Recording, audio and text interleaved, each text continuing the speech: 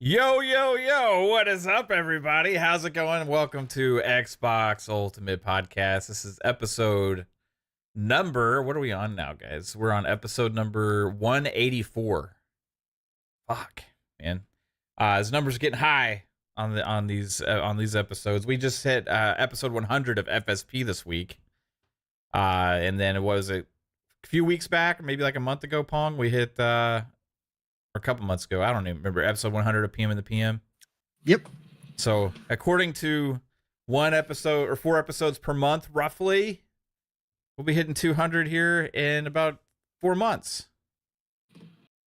That means we'll be in the thick of it as far as game releases go when episode 200 of Xbox Ultimate comes around the corner, because it is going to be a loaded second half of the year for Xbox. And this is all going to kick off with this showcase coming up, which was finally announced. So looking forward to that. We're going to talk a lot about that. We're going to talk about the Starfield stuff. A lot of updates coming for that. Community members officially abandoning ship, going full PlayStation now. It's a huge topic. Breaking news, everybody. We make special announcements for these kind of things on Twitter when you decide to just full force go for a certain brand. That's what we're all about. I decided to take my talents to PlayStation. Yeah.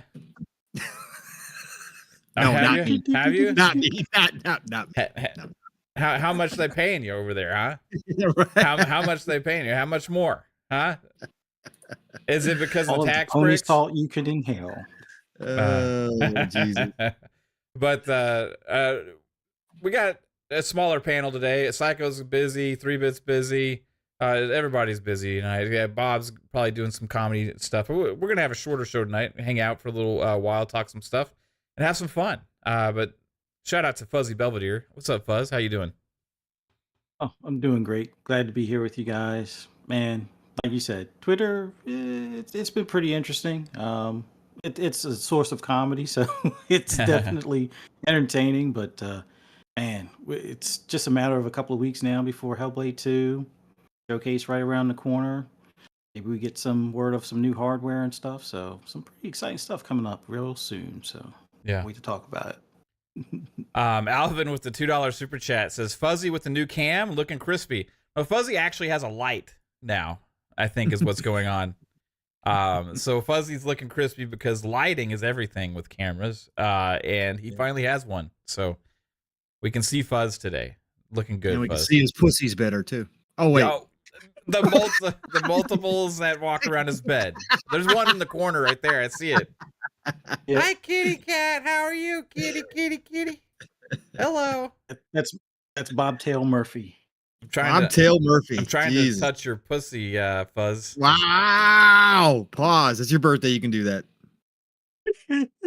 Just this Hello. once. It's so furry. Anyway. How's it going, Pong?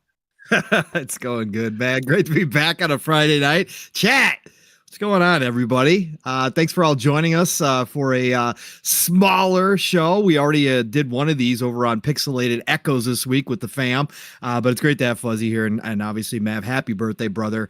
Are you catching up to me? Are you 40 now?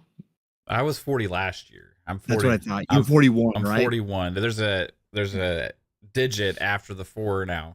Yes, there is. And I'm, well, first of all, shout out to all the May birthdays because we are the best. Yeah. Go along with anybody who was also a Gemini. I'll include you all too because Geminis are the best too. But this will be I'm coming up on my last year of 40s. So yeah, let's get to it. But we're going to have a good show tonight. We do have some things to get into. Gaming wise, I have been all over the place. As you guys know, you guys have been hearing this a lot lately.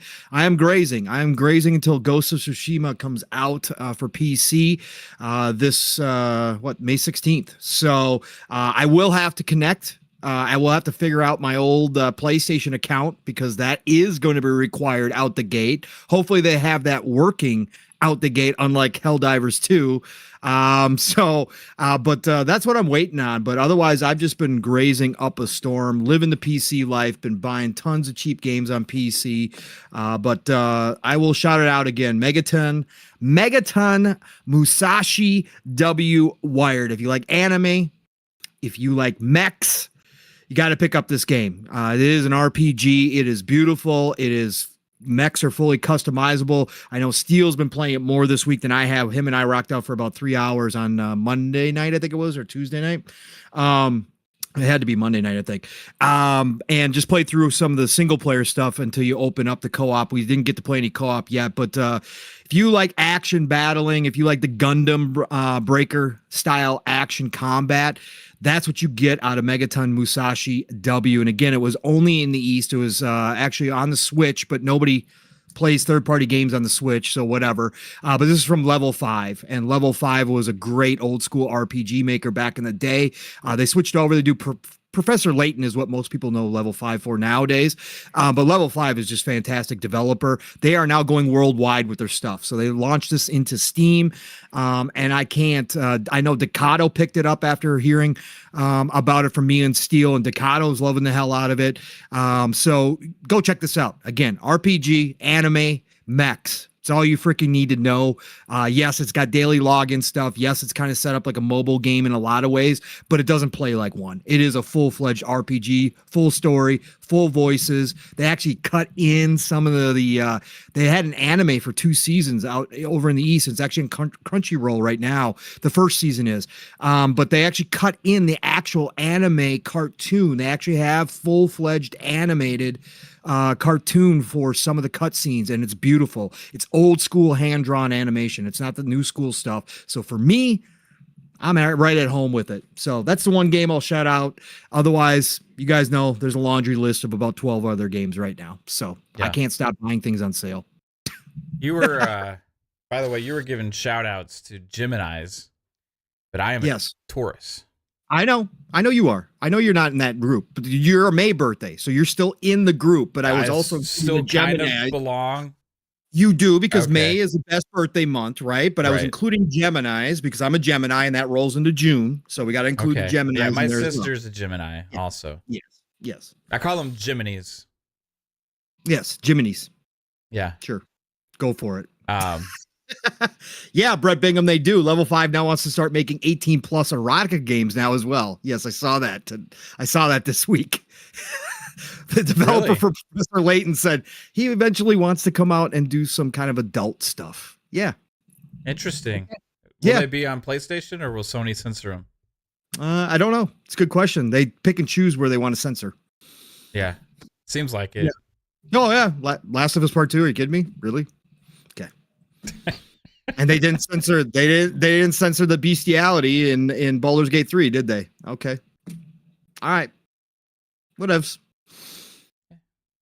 But a little bit of cleavage is too much. Too much blood. Too much. Yeah. It's way too much, man. I mean, we can't have that.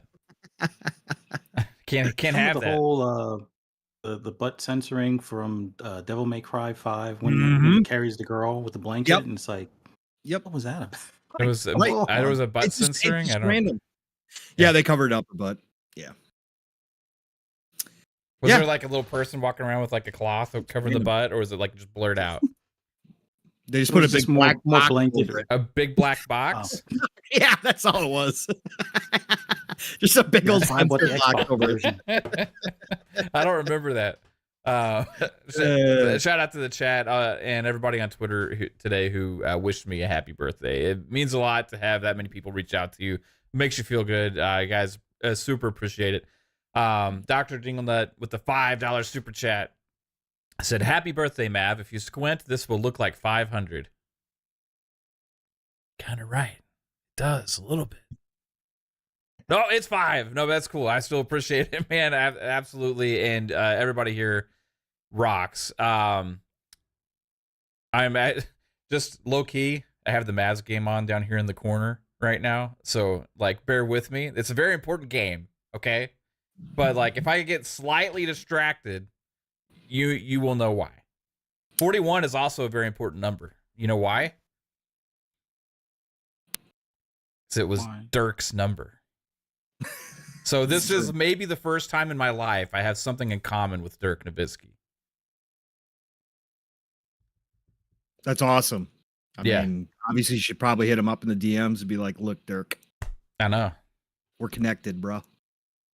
Somehow there's a number Somehow, some way. thing here that makes us connected. Yeah.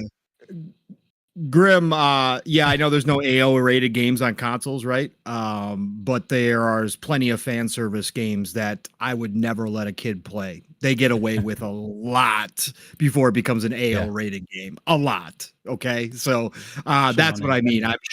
I'm sure if he is choosing to do that, then maybe he'll go Steam only and put them out there.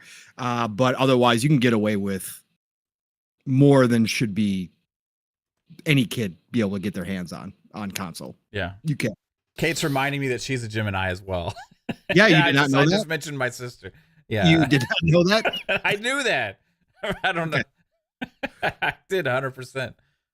Yeah, so there's a lot of Geminis here. A lot of Geminis. Yeah. Absolutely amazing. So let's get into the biggest news today. This was a topic that had went around Twitter and social media. I mean, there's big games media writing articles about this. It's very, very, very important news.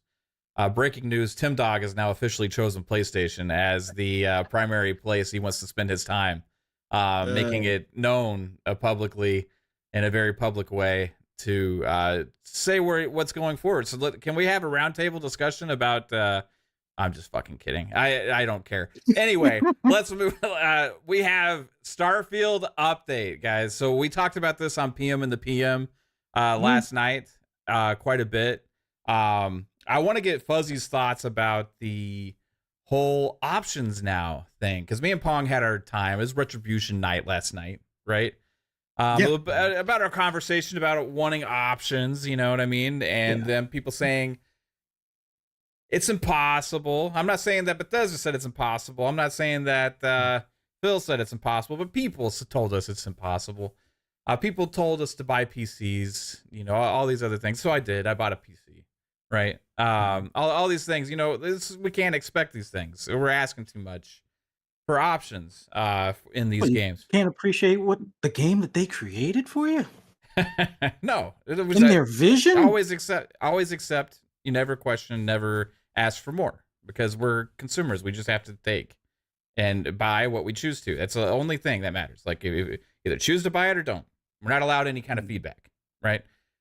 So tell me now that you see that we are allowed options in Starfield coming up. How does that make you feel? What do you think about it?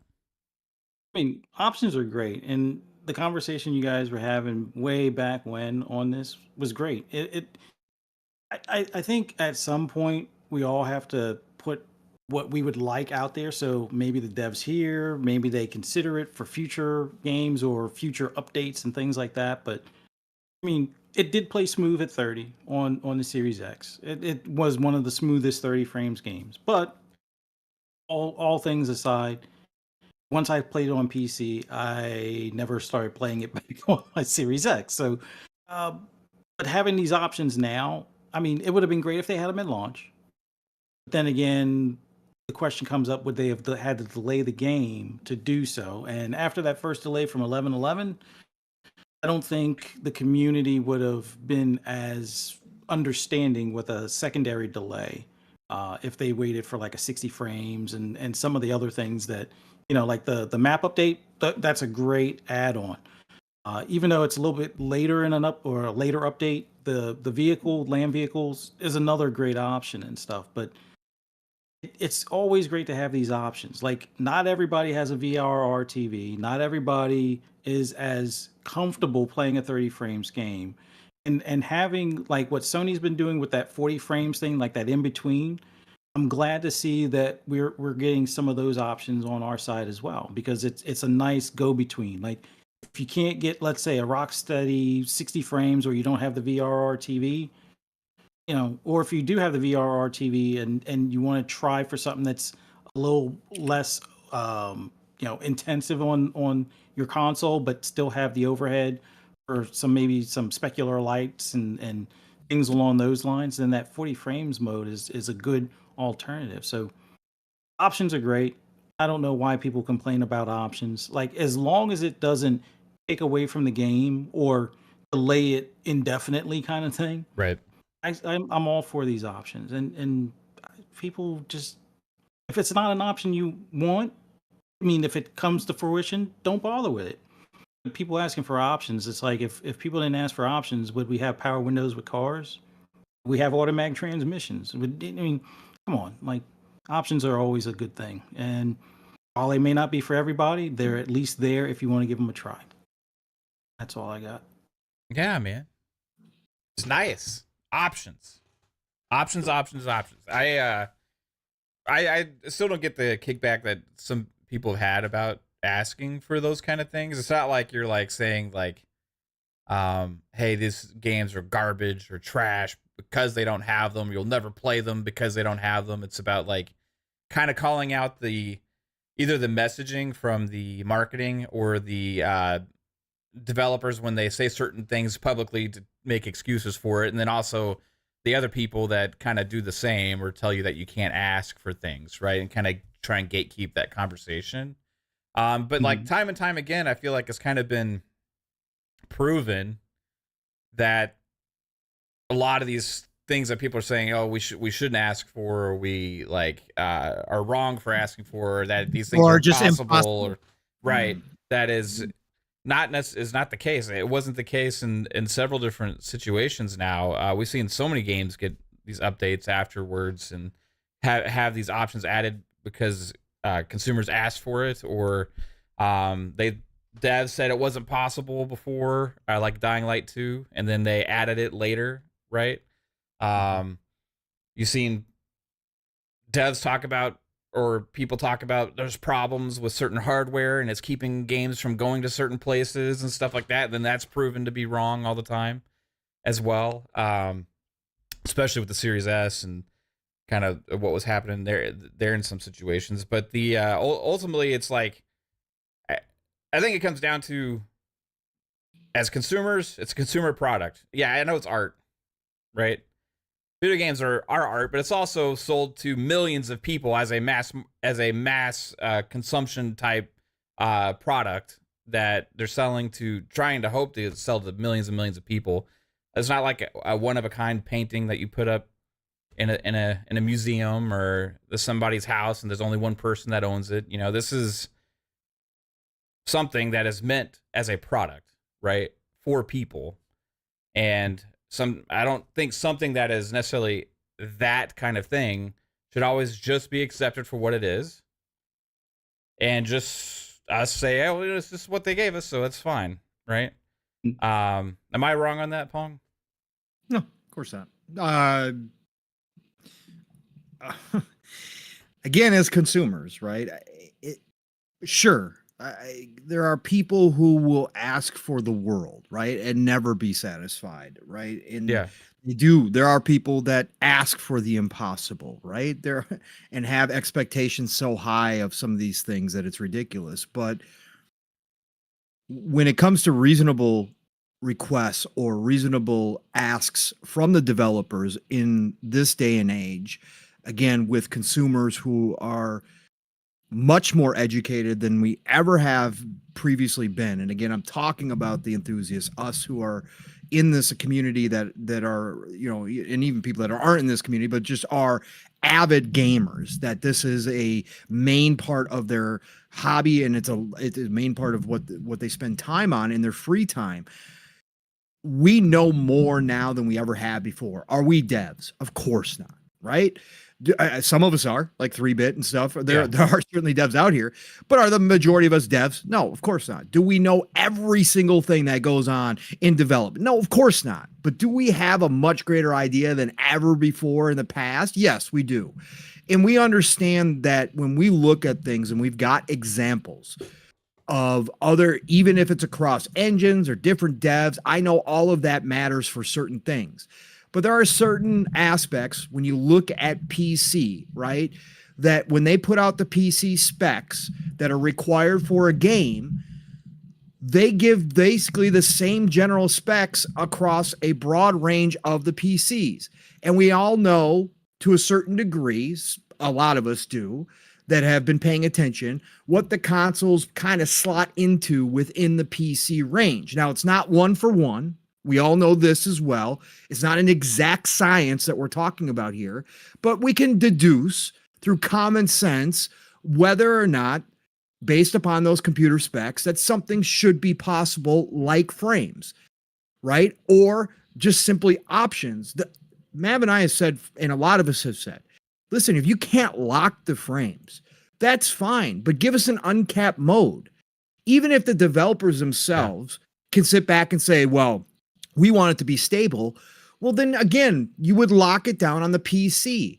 Console players are now much more engaged and much more educated. The masses can go ahead and leave the lock 30 frames mode that you put on there as the default setting. They're never going to go into those settings in the first place. They'll play it however they get the game, they download it, and they play it, how it's set up. They never go into those settings.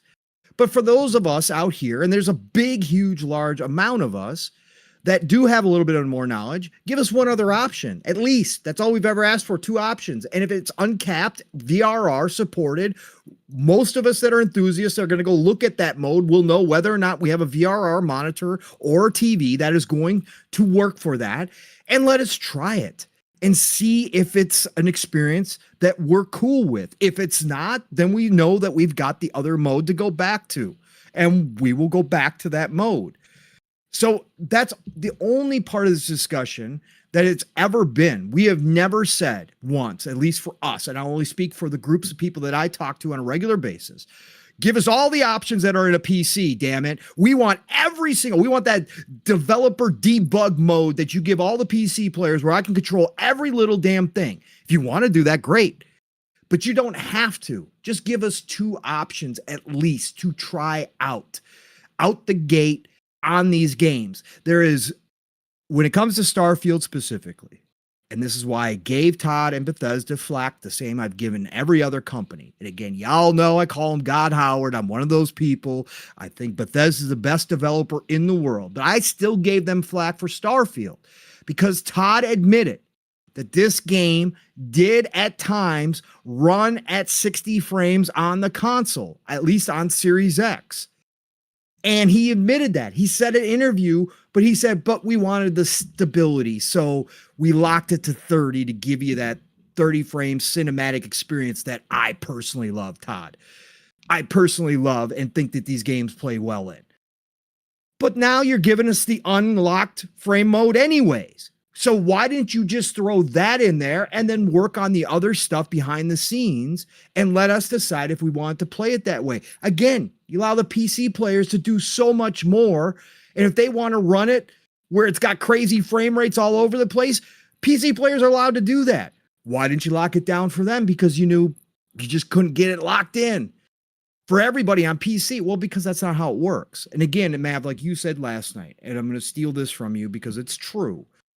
I'm just tired of the console players being treated as second-class citizens by these developers, even though we are a large part of the community that is playing these games. We are a large portion of that. And again, I speak from both sides now because I do have the PC. But on Starfield specifically, I will say it again for those that didn't hear. Nearly 400 hours in, or probably got 400 hours in now, over half of my time was spent on the console. Unlike Fuzzy, who tried the PC and just said, yeah, screw this, I ain't ever going back again, and I totally understand why. I continue to play back and forth because, like Fuzzy said, the 30 frames, after about 10 minutes, it was some of the smoothest 30 frames I'd ever seen. Now, when I went back to the PC with all the graphical stuff and the 60 frames, did I notice a difference? Of course I did. But I can speak from both sides.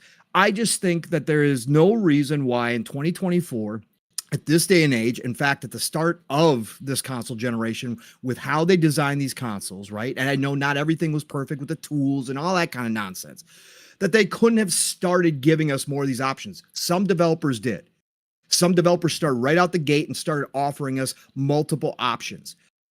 But there was a vast majority or a large part of the developers who continued to just say, console players, they'll just take what we give them. We don't have to make this a priority. We don't have to think about this right now. We'll patch it in 6 months, a year later, and they'll be cool with it anyways. And that's the part where I have a problem with it. You do all this work for all these different graphic cards and CPUs on the PC side. You guys do all this massive work, but you can't take a little bit more priority and make the consoles just give us 2 options that work out the gate, even if they aren't perfect. Give us 2 options and let the consumer decide. I think that's, again, I don't think it's a big ask. And I think it's kind of shitty on the developers side of things to say, nah, you get what we give you, console players, and you're going to love it. You're going to slop it up, and you're just going to say, it tastes so damn good. And I think that there's nothing wrong with those of us that decide to speak up about this specific issue to say, hey, no, man, no. We're spending big money for these games, just like the PC side of things. And, obviously we got Game Pass with Starfield, but I'm just saying in general for these games, we're spending big money. We should have at least one more option. That's it. So glad to see it, obviously. I mean, again, even if it is later, the facts are the facts. They could have done something up the gate. They chose not to for priority, time, resources, whatever, for the consoles, but they got it done. The fact is the people that waited, or the fact is those of us that are going back to it, especially with Shattered Space coming out. And again, I won't be done playing Starfield for a decade from now. I'll still be popping in Starfield. But for those people going back, it is an awesome time to have this happen, and they're going to have a better experience if the only thing that they can play on is a console. They're going to have choices. Maybe a lot of people still choose to play in the 30 frames quality mode. That's cool. That's awesome. If you like that mode, great. But there is going to be a nice chunk of people who go, you know what, this 40 frames mode with my VRR TV, pretty damn cool. Or this 60 frame modes, yeah, it's stable enough for me. I don't mind a dip here and there. We're going to lock it in. I think that's awesome, man. I think it just all comes down to like priority for them. And like in the optimization on console for adding those options is a low on their priority list. Right. Right. And like, I'm not saying it's like ill intention or like this is like we're trying to screw people over. It's just lower on their list than I think it should be. Right. And to all the questions about, like, I see a lot of people in the chat asking, well, we wouldn't want to wait for a 10-month delay. That's the assumption that it would take till now to do that, right? But you've been doing so much there's not necessarily, that's not necessarily the case. If it from the beginning of development, like on PC, it was a higher priority in the whole process for optimization on console. And that's the point I've been making, and you can take that to a lot of different things. And I think a lot of times it comes down to, at just in general with games that are in PC and console, especially games that are very PC centric or have a huge fan base on PC. Sometimes the console optimization just kind of is it's not necessarily an afterthought, but it's just way lower on the priority list than what they're doing on PC, and that's why there's so many more options on PC than there is on console, right? To only give the console players the one option really is what we're saying we have an issue with in all games. It's not just Starfield, right? And for everybody that says it's not possible, that's what we're saying. But like these updates and this stuff prove that it is. It's if they were to make it a higher priority along the line of development, I think that and make it to where, hey, this is an expectation for console players, right? That we would benefit more from that. You know what I mean? This came up today. This discussion, Mav, is kind of in line with what happened today with Helldivers 2. The reason why they prioritize the PC and make sure that the PC has all, as much as possible optimization and options for the PC. The PC players don't put up with shit. Yeah. Okay. And they get this. All these developers have known for a long time that the PCMRs will not buy your game. Your game will be trashed into oblivion. And it will take a lot to make up for that if you screw around with them.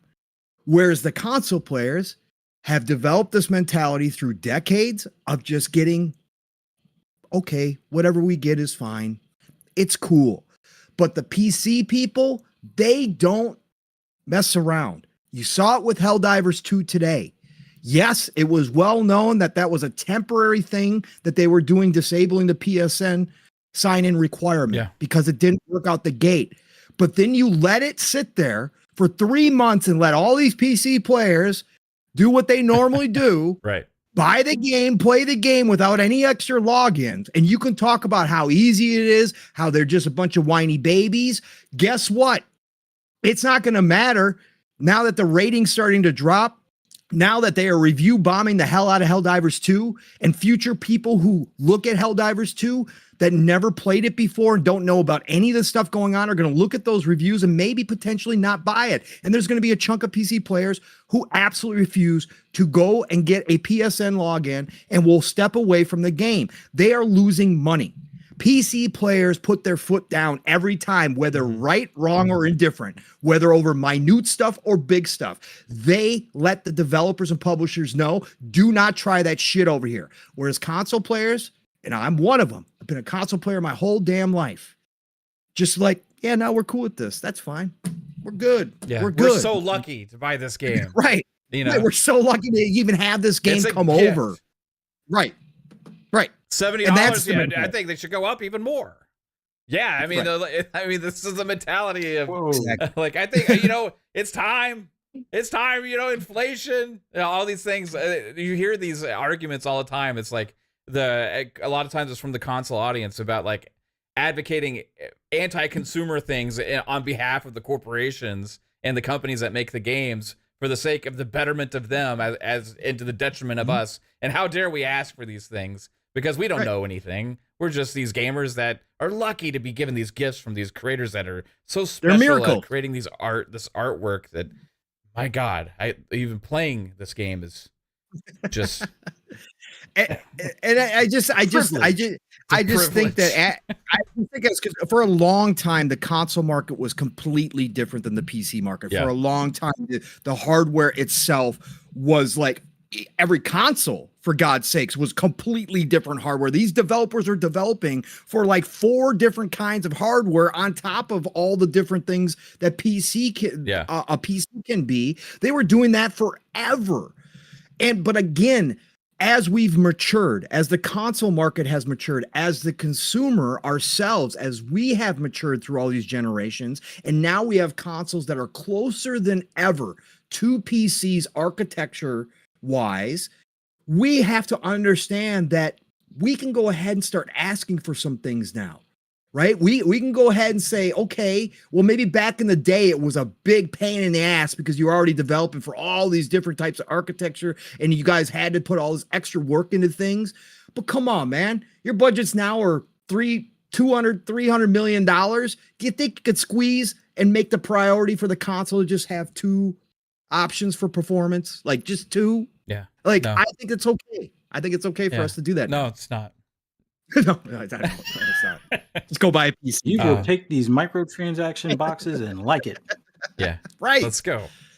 Yeah, I will say overall, the Xbox audience is way more like on top of things than like, because if you were to ask for like people that are willing to be critical of their brands, I would say Nintendo is the least. Nintendo fans are the least critical ever. It's just like, just bend me over and fuck me sideways every which way. I don't care. Just give me that Mario. Okay. PlayStation is like almost as bad as Nintendo, but I think they've started a little bit more this past year to start to open their eyes a little bit. Right. And to their first party's credit, the devs themselves have been giving them all the options on PlayStation 5, right? They've been getting more than even 2 options on most of their games. Right. So they actually took the PC, they looked at the trends of what gamers were looking for, and they took it seriously, I think, a little bit more than Xbox first party did, because all of their first party have been giving the PlayStation players options in their games. That's cool. I got to give them credit for that. 100%. We've said that a couple times too. Like PlayStation's done it on their games, right? So But I don't think PlayStation's going to know how to handle this whole backlash of this Nope. game. They're not used to it. They've had two major backlashes in a row now with some of their releases on their published games. Now they have a backlash about the Stellar Blade situation, right? And then now they have the backlash for Helldivers 2 and this whole setting. And now it's not PlayStation console players that are backlashing. It's the PC audience, their newfound PC audience, which is largely a reason why that game is their seventh most successful game of all time already, is mainly because of the PC, right? And now they have to answer that audience. So it's going to be interesting to see how they react, because they're not used to this. The same thing happened with The Last of Us as well, Mav. Remember The Last of Us PC, the launch was terrible. Remember how buggy it was and it was all shit? The PC players were like, we ain't buying this shit. And it didn't sell well on PC when it first came out. Like, they did not get the numbers they thought they would, because the PC community stood up and said, yo, this is a shit port. What are you trying to do? We're not going to play this. I don't care. I got plenty of other shit to go play. Actually, in fact, I got 12,000 games launched last year. I'm not going to buy your shit. Who the hell cares? Like, that's how they do have lessons to learn, and they are learning them very quickly. Again, it's different. Yep. Xbox has been living in this world for a long time now, right? Yes. Yes. Always under the gun. Let's get to some super chats and stuff, because you guys have been going crazy in the chat. Silent Cypher with the $2 super chat said, "Happy birthday, Mav. Good evening, Fuzzy and Pong." Thanks. Great. Silent Cypher. What's up, Brian? How you doing? Appreciate you as always, and thanks for the birthday wishes. Lotus Esprit, member for 1 month. Everyone at Starfield at 60 frames in 2 weeks. That's right. Let's go. Let's go on console. I'm gonna be able to play on my fucking big screen in the other room at 60 frames, dude. I'm so fucking excited about that. Yep, it's gonna be amazing. And the feature that nobody talks about, Mav, still to this day, unless you are in the Xbox ecosystem, the cross save is flawless with Starfield. 100%. It is freaking amazing to be able to do that, Mav. Whereas other companies don't quite offer that yet. Nope. So there's very few. It works great, and like I play Starfield either like with console streaming on my tablet, or I'll play it in here. I'll play it on that TV on my PC. I'll play it here on my ultra wide monitor. Or I'll play it on the bigger screen on the Xbox, and there it's just all works so fucking seamlessly, and it's a great experience no matter what. But this game is gonna be better now, and it's not just because of that display modes, as Todd says. It's also because of all the other awesome shit they're adding to the game. And Starfield is something that is one of our favorite games of all time here on this panel, and it's just going to continue to get better and better and better. And anybody who asking them to stop and just move on from Starfield, just PC gamer, just come on, just come on. Like that's the same mentality. Stop asking for it. Like I don't know. Nearly 300 likes on my post against PC Gamer, by the way, Mav, which is big for me. Wow. Yes, it's impressive, man. Yes, a lot of people agreeing that they should screw it, just give up game journalism. Yeah, and put all that energy in the trash. That's what I said. That's what I said on X. That's amazing. Lotus Esprit with the 10 fun speculation memberships. Choo choo, motherfuckers. Thank you, Lotus Esprit. Lotus Esprit, attention, ladies and gentlemen, real quick. The fun speculation hype trade is rolling along. We started at a Mach 2.0 for Mav's birthday, but Lotus Esprit wasn't satisfied. That's right, buckle up. Make sure those 4-point harnesses are down tight, because you can fly off now that we're at Mach 3.0, because the Lotus Esprit got on the court with an easy 10 dunk. That's right, a one-handed windmill, Dominique Wilkins style, to get us going on Mav's birthday. Choo-choo, motherfuckers. Choo. Let's go. Thank you, Lotus. I will take a Lotus Esprit if you want to give that as a gift for my birthday. I'm just saying. Point it out. Jax82 with the $10 super chat says, "Thank you guys for pointing this out. This has been my main problem as a console gamer. I don't hate PC. It's not my preferred place to play. Other than GeForce Now, console is not priority, it seems like."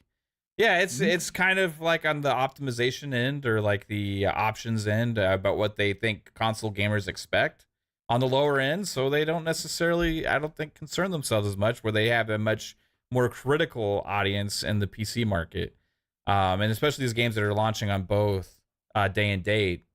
It's they're going to put a lot of the focus on all those different graphics cards and options and all those kind of things to make their games shine the most that they can. And then the console, we got to make a good console version, right? It's just kind of what they seems like, as opposed to, hey, we need to make this like give them some more options because these kinds of gamers like to play this kind of way, this kind of game. They don't think about that as much with console, right?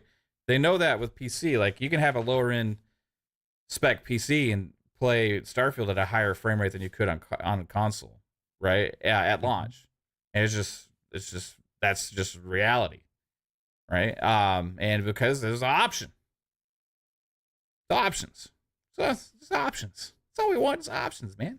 And we're getting it now. We get the options. A little late to the game, but we get the options. I'm happy about that. And more vehicles coming as well, which is amazing. Let's see here. Also, Danny Passion with $5 super chat. Thanks, Danny. Says games aren't optimized on PC.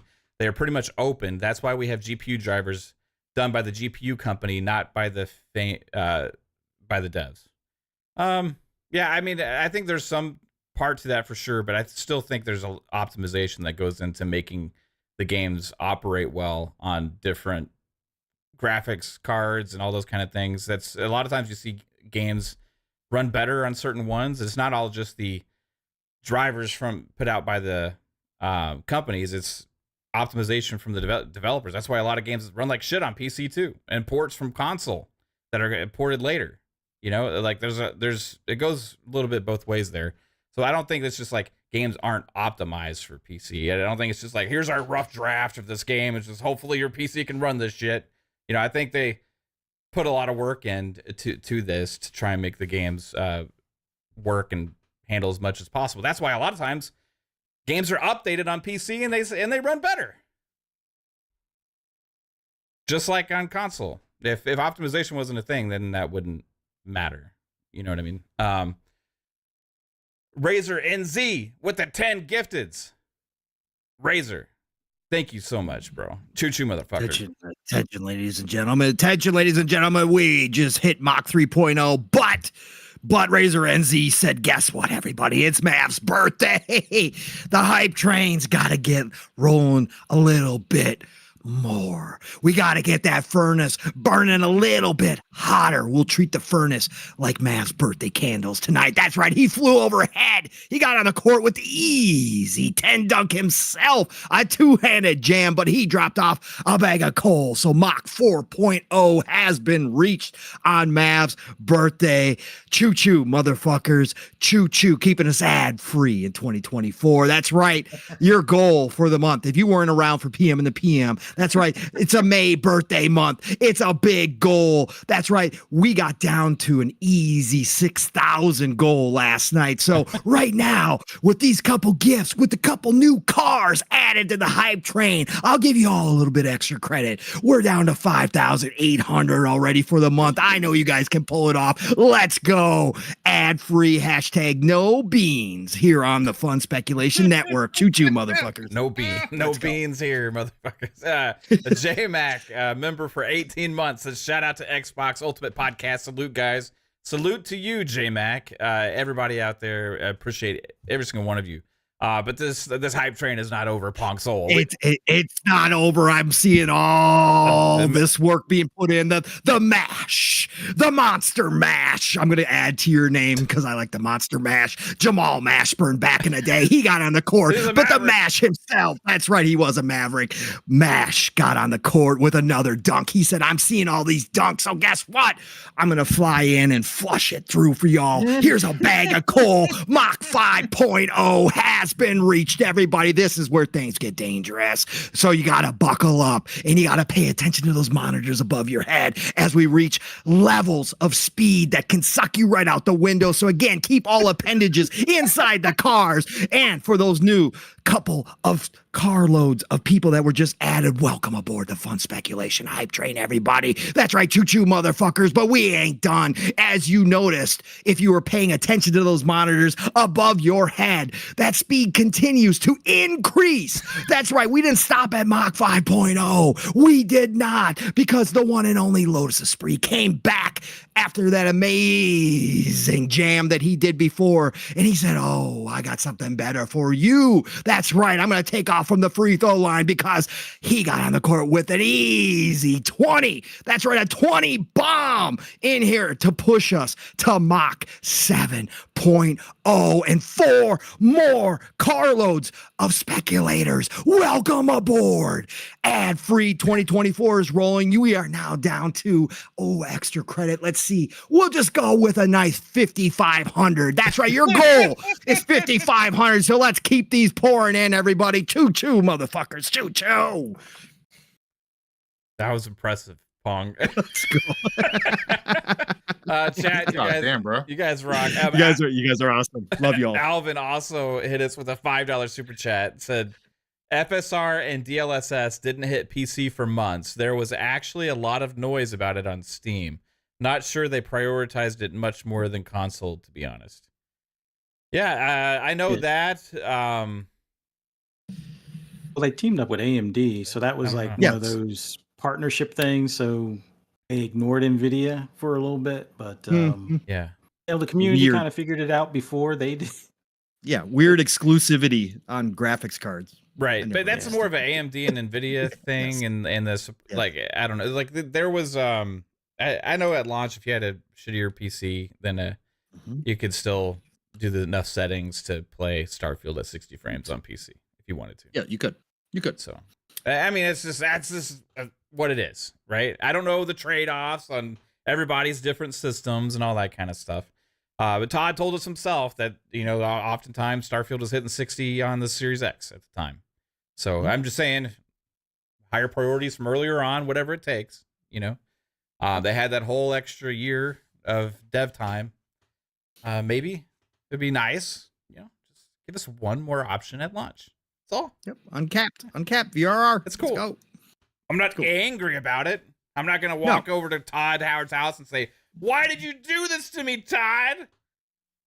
No, I'm just going to play the game and enjoy the fuck out of it and say, should have given us the options, Right. And now we got them. Yep. So I'm happy about that. And we are going to be all relishing in Starfield for a very long time because this is not the last update. They've already done several updates. They got several more coming. They got a huge expansion coming. I said this is going to be supported for years. Yeah. So, and they called it a huge expansion. Like in their little interview thing that they were doing, they said like a big expansion coming this year, a huge expansion. Like, and we don't really know what all is involved. We think that there's storyline stuff going with Varun, which is like the snake people, right? They worship like a snake god or something in space. I'm kind of wondering what else is going to be there for that. well, I mean, again, the way Todd downplayed this update in his interview with Greg Miller, and then all of a sudden we find out that they're adding a whole bunch of stuff. I mean, with a massive expansion, the potentials there is for a lot of different things. Yeah. Like because this is why that PC gamer thing was so stupid. Yeah. It's like, do you guys understand who Bethesda is? This is what their games continuously evolve through the years, and they change from themselves and from the modding community. But Bethesda, with Starfield being a brand new IP, Todd wants this to be the trifecta of IP. He's always wanted this. He is going to make sure his team is adding to this nonstop until they get it to a point where an even bigger audience comes in and says they enjoy it. Even those of us that enjoyed it from the get-go and said it's one of the greatest games of all time, my favorite game of all time, game of the generation, he's going to try to get his team to put in all these extra things that people all said turned them off. He's going to try to fix some of that stuff without changing, obviously, their style, their game, but he's going to try to add stuff to bring more people back, to have those people 2 years, 3 years, 5 years from now say, Starfield, man, I didn't like it in the beginning, but I love you now, and come back and start playing it. Just like Fallout 76, just like Fallout 4. This is how they work, and they will continue to work at this game. It's It's Yeah. freaking awesome, man. Oh, by the way, hi, Psycho. Happy birthday, motherfucker. Thanks, Whoa. man. Yeah, no problem, bro. I was Appreciate like, it. you know what? I can't be 3-bit and not show up, so I was like, I gotta hang out with you and celebrate your birthday.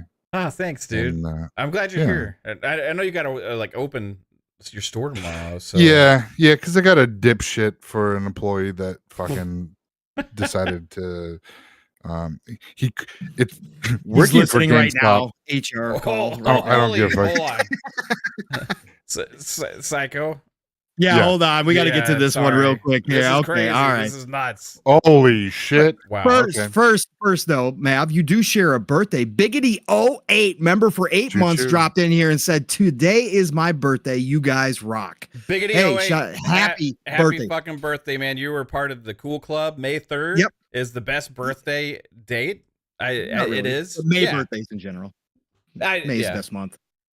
May is the best month. But Happy birthday, Biggity. It's awesome. happy birthday, Biggity, and thank you for joining us tonight. But attention, ladies and gentlemen. Attention, ladies and gentlemen. As you may have noticed, the windows on your cars have now been shuttered for your safety. That's right. You want to know why? Because we are going off the rails. The train, the hype train, the fun speculation network hype train is no longer limited to the ground. That's right. We are headed into orbit because the one and only Lotus Esprit, he came in and nuked the hell out of us. That's right. Came in with a big old 50 bomb. That's right. The 50 bomb, adding 10 cars. We don't have enough track, so we got to head into space. That's right. We were just talking about Starfield. Guess what? Todd Howard would be proud as he saw this train blasting off the tracks with the 50 bomb.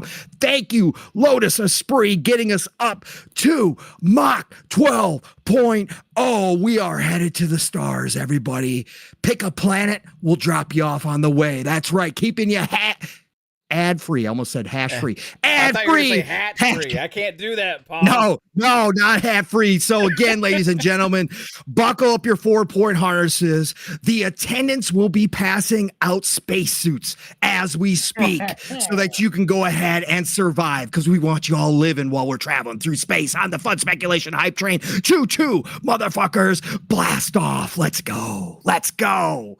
Yeah, thank you, man. Super appreciate everybody in the chat. Appreciate all the support.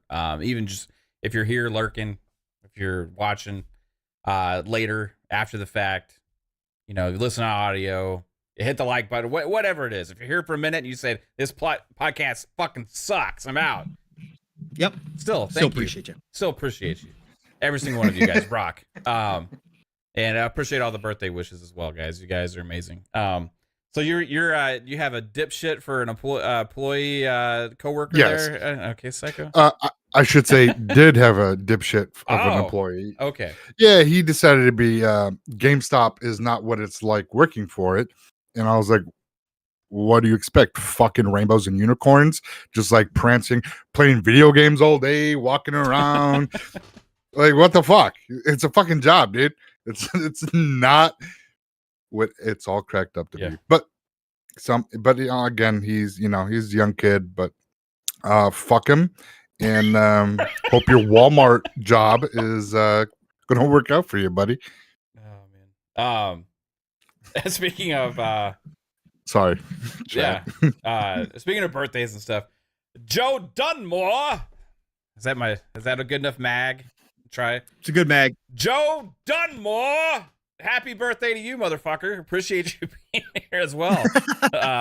Happy birthday, Joe. Yeah, happy Good to see you, birthday, brother. Joe. Shout out to Luke, Xbox Expansion Pass, coming through in the chat. Look at all that green, guys. I don't think, is there anybody in the chat that's not green right now? I don't think so. That's insane. I'm smoking green. Everybody's speculators at this point. I gotta say, for like the size of our community, like for just in general, comparatively to maybe some of the other bigger shows out there, there's a possibility we might have the largest membership to viewership ratio in the entire community.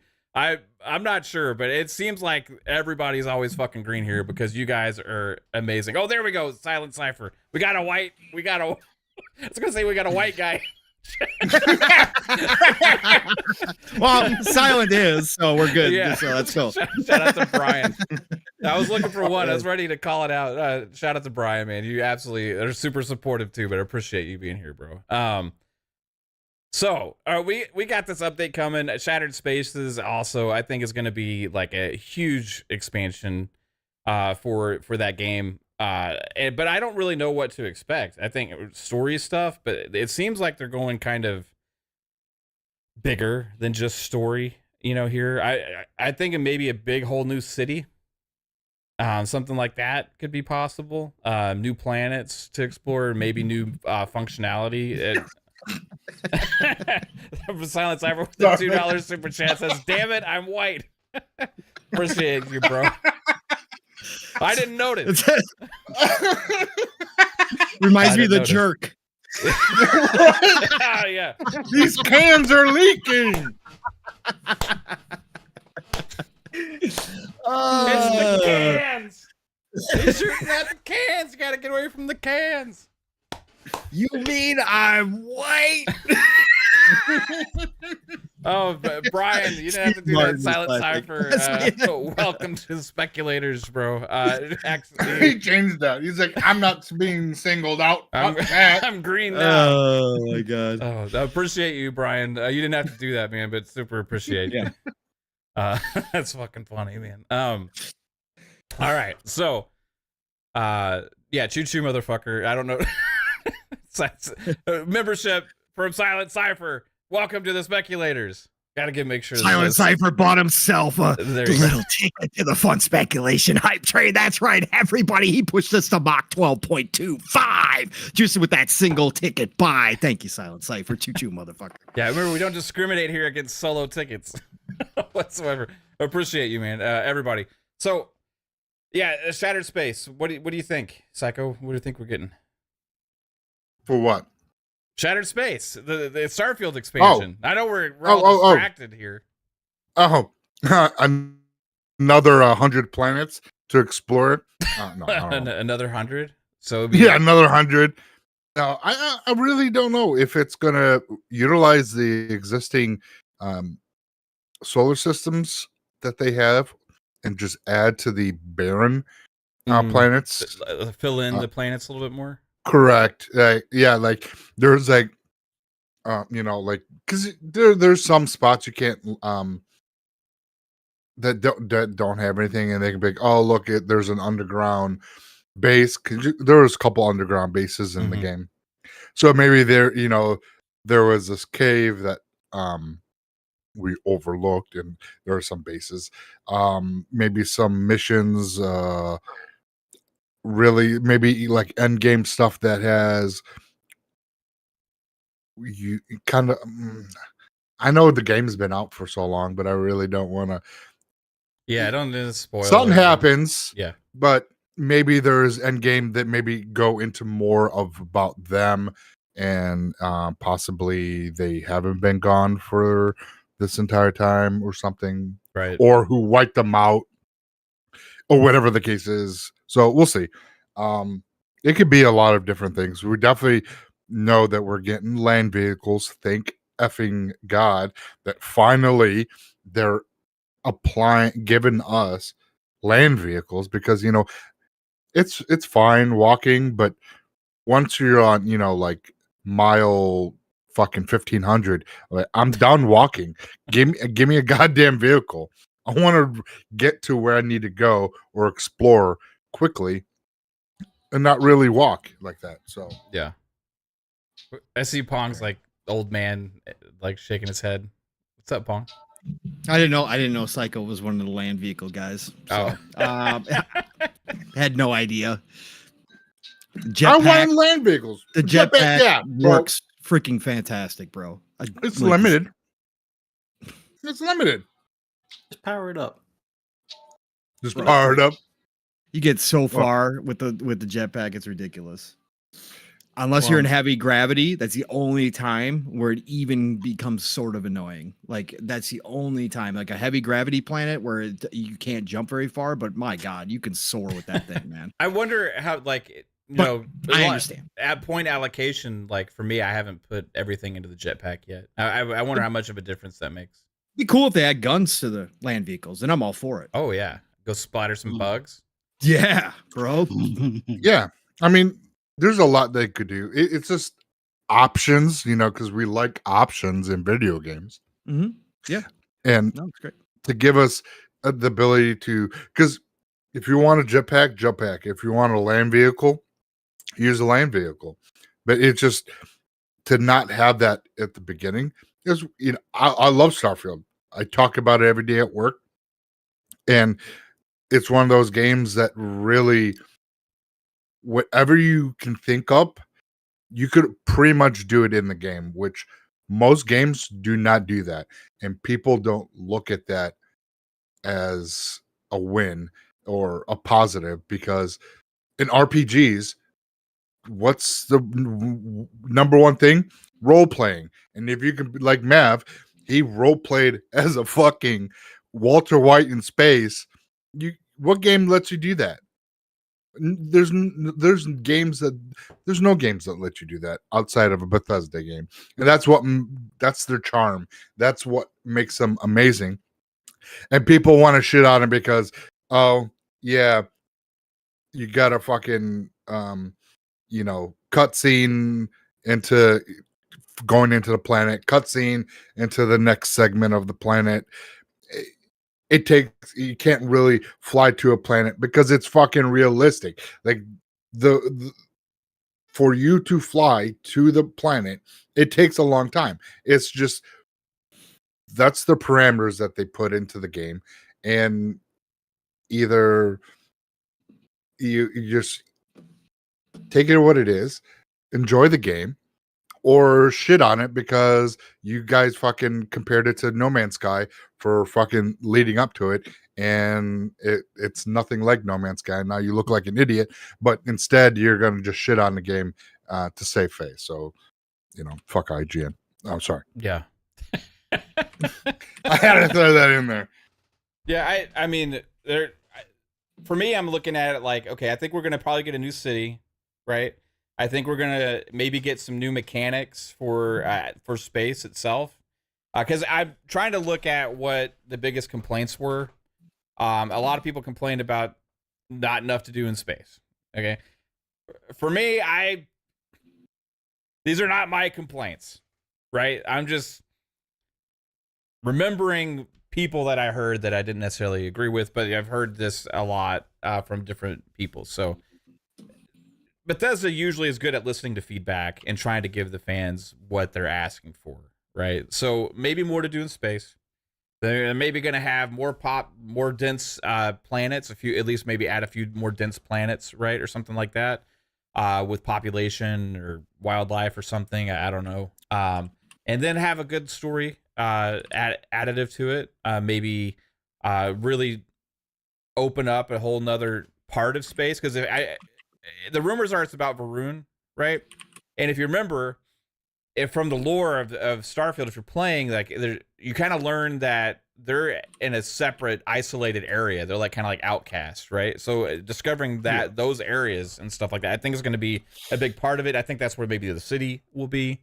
It's what is it? The Outer Rim in Star Wars. It's like Tatooine. Yeah, maybe. So the Tatooine of. So you'll probably have like a city there, and then maybe some new ship designs because of that and stuff like that.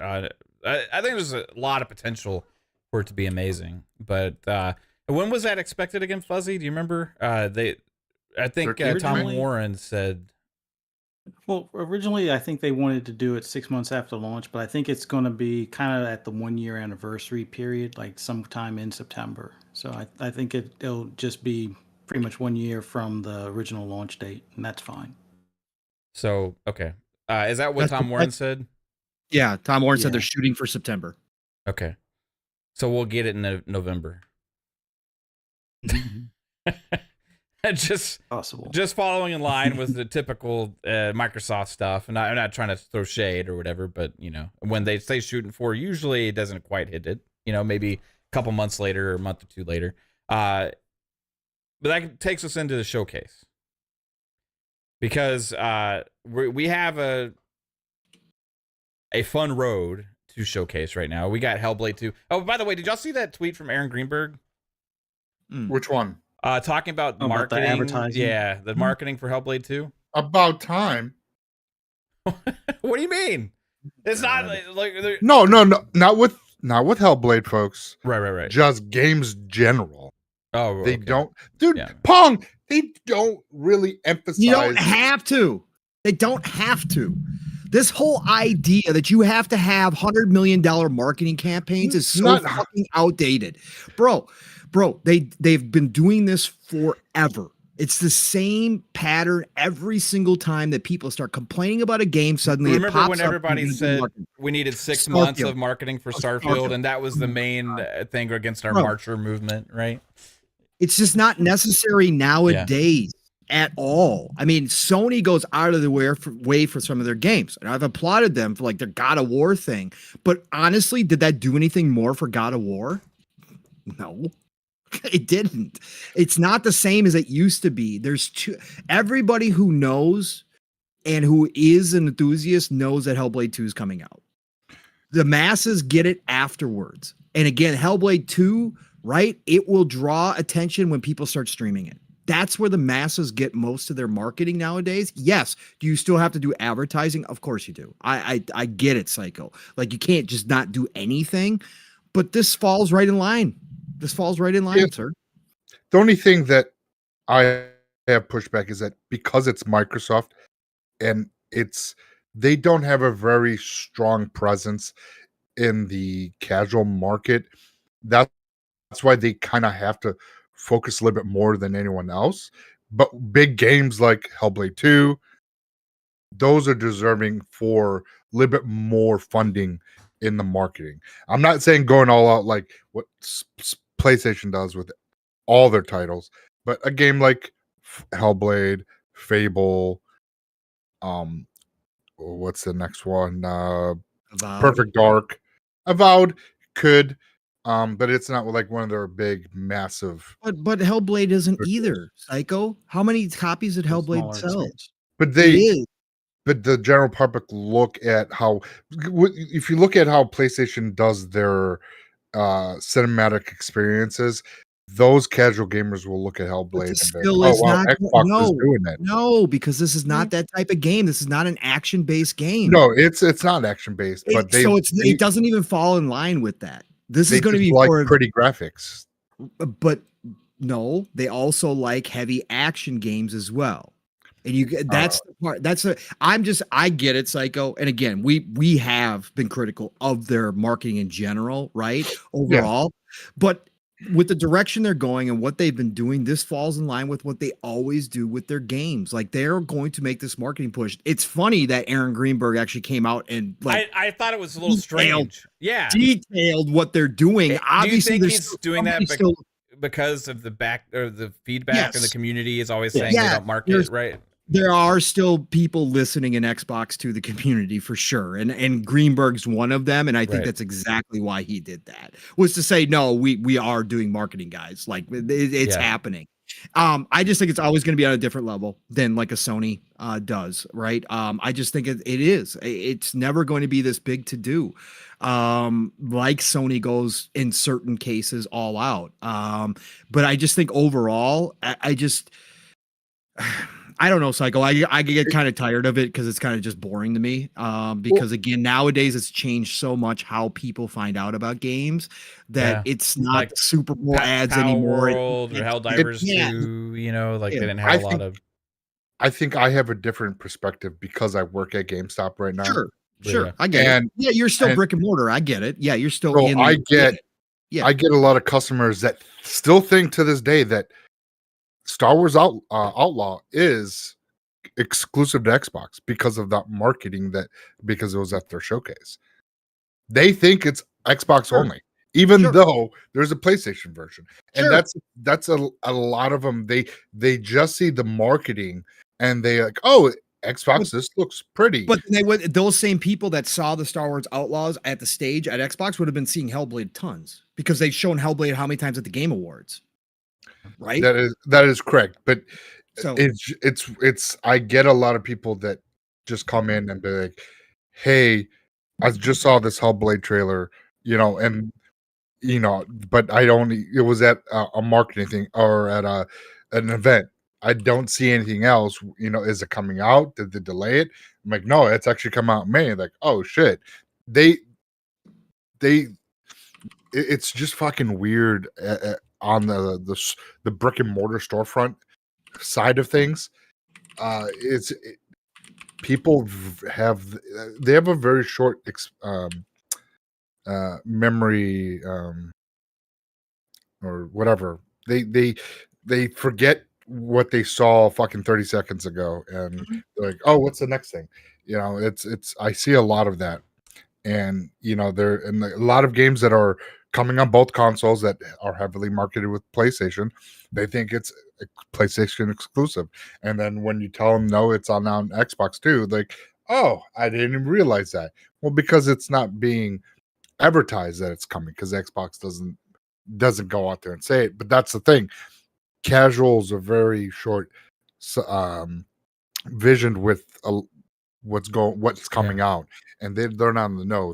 They're getting their info from the IGNs and the Keeleys. Well, that's a and shit problem like because that. IGN forgets to put Xbox on the That's release what I'm for the saying. games all the time. And that's they know that, and that's why they fucking Yeah. do that shit. And that's I think working at GameStop, Pong, I have gotten a different mindset with a lot. Like before, their marketing, they could have done a little bit better at it, but I was fine with what they had. But because now I'm working, a lot of things has changed. Especially with me, I was all purely digital. Now I'm buying a lot of physical games too, because I'm there, because I'm seeing that, especially with the likes of Sony, your games can disappear, and we don't know what Xbox is doing, what their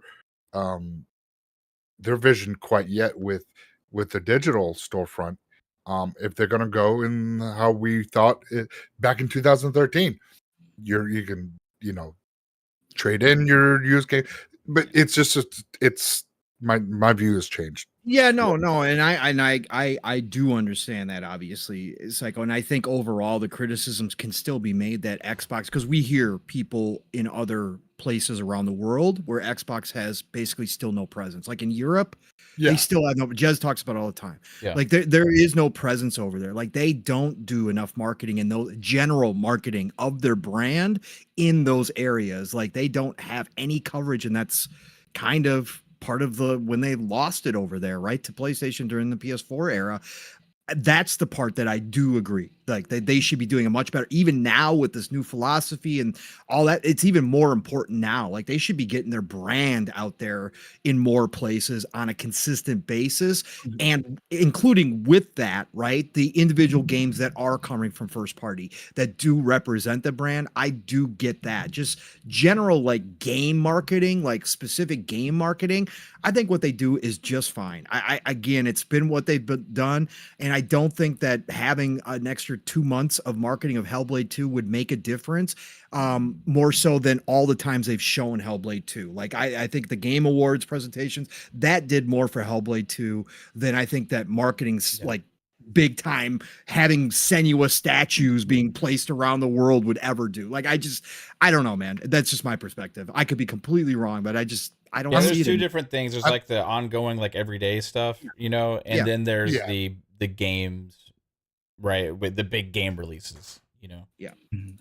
I think maybe with this extra media, maybe they are focusing on the areas where they're lacking and they're not strong suited. Maybe they're trying to be like, no, listen, Xbox is here. Maybe because he didn't specify where this marketing, if it's going to be regionalized in America, if it's going to be globally, and it could be that trying to get that out there to because some people are still trying to say Xbox marketing fucking sucks, like you mentioned, and maybe they're just trying to get a couple people back there, but we'll see. I thought it was interesting that it sounded. Go ahead, Fuss. Go ahead. I was gonna say it's trickier these days, especially with this particular title. So the key thing of where extra marketing may not really pay off is that this is digital only. So you don't have quite the pre-order sense that you Good point. would normally need, where the thing is coming into the store, you go to the store, pick it up, where you have UPS ship it to your door. No, this is downloadable from day one, where you can pre-download it and things like that. But considering broadcast TV and cable TV have kind of, I won't say they've completely gone the way of the dodo, because people still watch broadcast and or through a streaming service get their broadcast channels. And then when it comes to like cable, a lot more people have moved on to streaming as the years have gone on. It's hard to place where they can advertise, because they can't really advertise on Netflix, because Netflix doesn't really have an ad-centric version. Well, they have an ad-centric version, but most of the stuff on there is probably not going to be game related, because they're going to put their own game service. I'll tell on you that. the ads on a lot of these like ad-based services, because like the Hulu Disney one, like we have like the ad one, right? And it's like, Yeah. fuck, it's always, you can watch, like if you watch a movie, you watch the same fucking ad like 10 times. It's like they're I don't know, they need to figure that out. I don't mind the ads necessarily, but fuck, I don't want to watch the same one over and over again, over and over and over again, over and over and over again. And that's what happens on a lot of these services. So, but if that was Hellblade 2, like that would be a big thing if they were 10 times during one movie, you know what I mean? Showing Hellblade 2. So I think that there's opportunity there. Anyway, go ahead, Buzz. Sorry. I most of that game advertising I see is usually YouTube. Like, Yeah.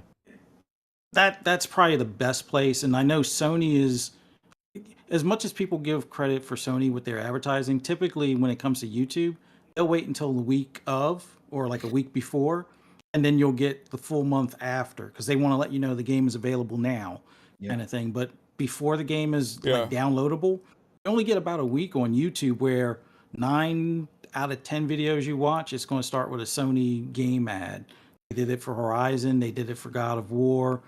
I forget what other title they did it for not too long ago, but and they're doing it for like Stellar Blade now. So with Xbox, I think as long as they can figure out how to figure if the playoffs, like the NBA playoffs, that might be a good place. But then is the person watching the NBA playoffs interested in a Hellblade, or would they be more interested in like something like Fallout or something like Starfield? Like I think Starfield would have more legs than maybe Hellblade per se, but it all depends.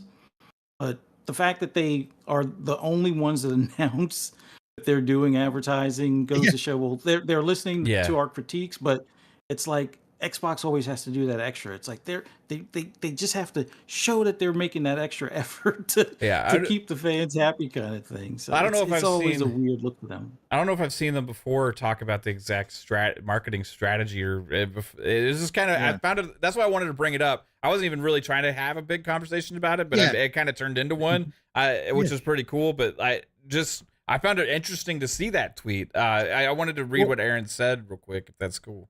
Yeah, go ahead. Aaron said, had a great review with the team leading our big global and regional marketing plans to support Senua's Saga Hellblade 2. It all starts next week as we optimize leading up to launch and beyond. So many fun creative plans, to name a few. Global paid media campaign with TV icon, right? Cinema launch program, which I'm thinking they're going to have trailers at movie theaters. That's the one I thought was the greatest, because there are some movies, if they place it specifically, there are some movies for the month of May, like for let's see what's coming out this month. Furiosa is coming out this month. Planet of the Apes is coming out this month as well. Right? Phantom Menace. Phantom Menace, I don't know if they'll have it ready for that one, but yeah, I mean, that would be another great spot. Obviously, Fall Guy, that'll be another great spot for that. So yeah, that one, I was like, okay, that's cool. Plus, Hellblade 2 would show really well on the theater, on the big screen. Yeah, people would be like, "This is a game? Yes. Is this a movie trailer? Or is this a game?" Yes. Yeah, exactly. Right. I wait to see the Hellblade 2 movie. Right. They might as well make them at this point. Out of home advertising, I'm guessing that's more of like billboards and screens at places that are just kind of randomly among Square, cities and biggest orb. brand partnerships. You got your sponsored Doritos shit, Senua stuff flavored like that. Doritos. It'll be Mountain freaking Dew, Oh, Code Red. I'm not gonna go there. I'm not even go there. Yeah. Uh, Special activation from Iceland. That's maybe they'll have like some kind of display in Iceland. Remember when they had the Series X launch and they had all those different big, like they had the 3D laser Series X's and all. Maybe they'll do something in Iceland special. Oh, they have the golem. No. Well, they have the giant troll thing, the troll man, Yeah. whatever. Yeah. And that we can talk about. Yeah. It said excited to share more and celebrate this immersive and visually stunning masterpiece from the team Ninja Theory. In the meantime, you can wishlist, pre-order, pre-install on Game Pass, Xbox, PC, Steam to get ready for the big launch on May 21st. I'm surprised I didn't see PlayStation there, but I guess. Oh, I was gonna say that's when they'll get their big advertising push when they launch it on PlayStation, anyways. So it's fine. So that's what you were gonna say. Yeah. Yeah, that's what I was gonna say. Great, real quick, minds. attention, ladies and gentlemen. If you didn't notice, by the way, the birthday boy himself, the one and only Fun Speculation, a little bit earlier, got us up to a Mach 12.75. You know what? Because it's his birthday, I found some extra coal, so we're at a Mach 13. That's right, a Mach 13 because the Mav bought a car. That's right. He bought 5 tickets to the Fun Speculation Hype Train on his birthday. Choo choo, motherfucker. Happy birthday, motherfucker. Let's go. Thanks, man. You mean a lot to me. Oh. Same. And so does 3-Bit, who gifted us $5 and said, "Fuck you, Mav. Here's $5. I'm not showing up to the show tonight." No, 3-Bit with a $5 super chat. Appreciate you, bro. Says, "Happy birthday, brother. In the process of moving, but I'll be on with y'all soon." Yeah, I know you're busy, man. Still made time for your own. I thought you moved last weekend. How many fucking times have you been moving? I'm just kidding. No, how many houses has he been in? We've known right? This past week he's moved 3 times. Right, it's ridiculous. Yeah. 3-Bit and Pong will be somewhere special this weekend together. Yeah, we will tomorrow. We will be tomorrow. Tomorrow afternoon. Tomorrow? You guys can all guess. No, Sunday. Oh, no, Sunday. Sunday fun day. I keep thinking today's Saturday for some reason. I'm all screwed up. But yeah, it'll be fun on Sunday. He'll make time for that, man, but he won't make time for your birthday. It's okay. You know, it's like console optimization. I know where I am on the priority list. Yeah, that's true. That's true. You are. I'm the Series S. I will say this about the marketing. We can move on if you want to, but I will say the one thing that does surprise me is that they aren't with all of this stuff, right? I would think that they would still be pushing Game Pass more. And I think that these games like this stuff, I would like to see more Game Pass push again. I really am kind of surprised, like as much as they've de-emphasized the console, right? And that they're going in this much bigger place and they're, the Game Pass is still a massive vehicle for them. And I think they could use games like Hellblade 2. They could have, something bigger than just their simple posts that they put out to those of us that are paying attention here on X about Game Pass. I think they could have a highlighted commercial showing off some of the big titles that come out, even if it is not monthly, when the big titles are hitting, like to say available now, Hellblade 2 coming, May. And oh, by the way, remember Starfield's available, and start going through the lineup of some of your big titles that are available in Game Pass. And push it that way. I think that is something that they could do more of. Again, just kind of surprised. That's what I'm talking about, the everyday kind of marketing, that kind of stuff. Yeah, there's like sometimes they make these pushes, or they'll have like a thing, but they make it like this big. All of a sudden, we're gonna have a bunch of commercials all at once and do this kind of new thing. But it's like kind of the everyday, kind of just out there, in your face kind of stuff for things like Game Pass. I think that could be more regular. Because it's such an easy sell if people understand what it is, and the amount of people that still really don't understand or know what Game Pass is astounding to me. It is, and that's what I'm saying. That's a perfect point, right? Psycho, real quick, do you guys have Game Pass like banners or posters in the store? Do you guys get those? So, with the store that I'm at, because each store is set up so this store is right. Yeah, so there's the 1.0 store and the 1.5 store.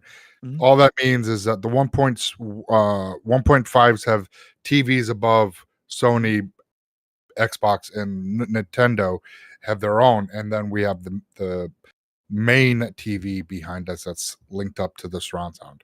Mhm. So 1.0s don't have the TVs at the others, but the ones that I do, the 1.5s, they do, and it's it's 24/7 of advertising Game Pass, what's coming out. Okay. Like right now, it's a huge push with Diablo 4, Yeah. um, Perfect. Yeah. and Okay. I'm seeing ABK games in the reels, Mhm. but it's not been advertised yet that they're coming to Game Pass. But I'm seeing it in the Game Pass, so I think something's coming down the road really soon because I'm seeing like Spyro, I'm seeing Crash, I'm seeing Okay. um, And maybe they're waiting Call of until after Duty. the showcase when they can announce like Gulf War is going to be in Game Pass. Like, and all of a sudden now you got Call of Duty. Maybe that's when they'll just go massive push again on Game Pass and say It could. Call of Duty Gulf War is coming. And oh, by the way, go play all the old Call of Duties right now because we just dropped Yeah, them to Game Pass. Right?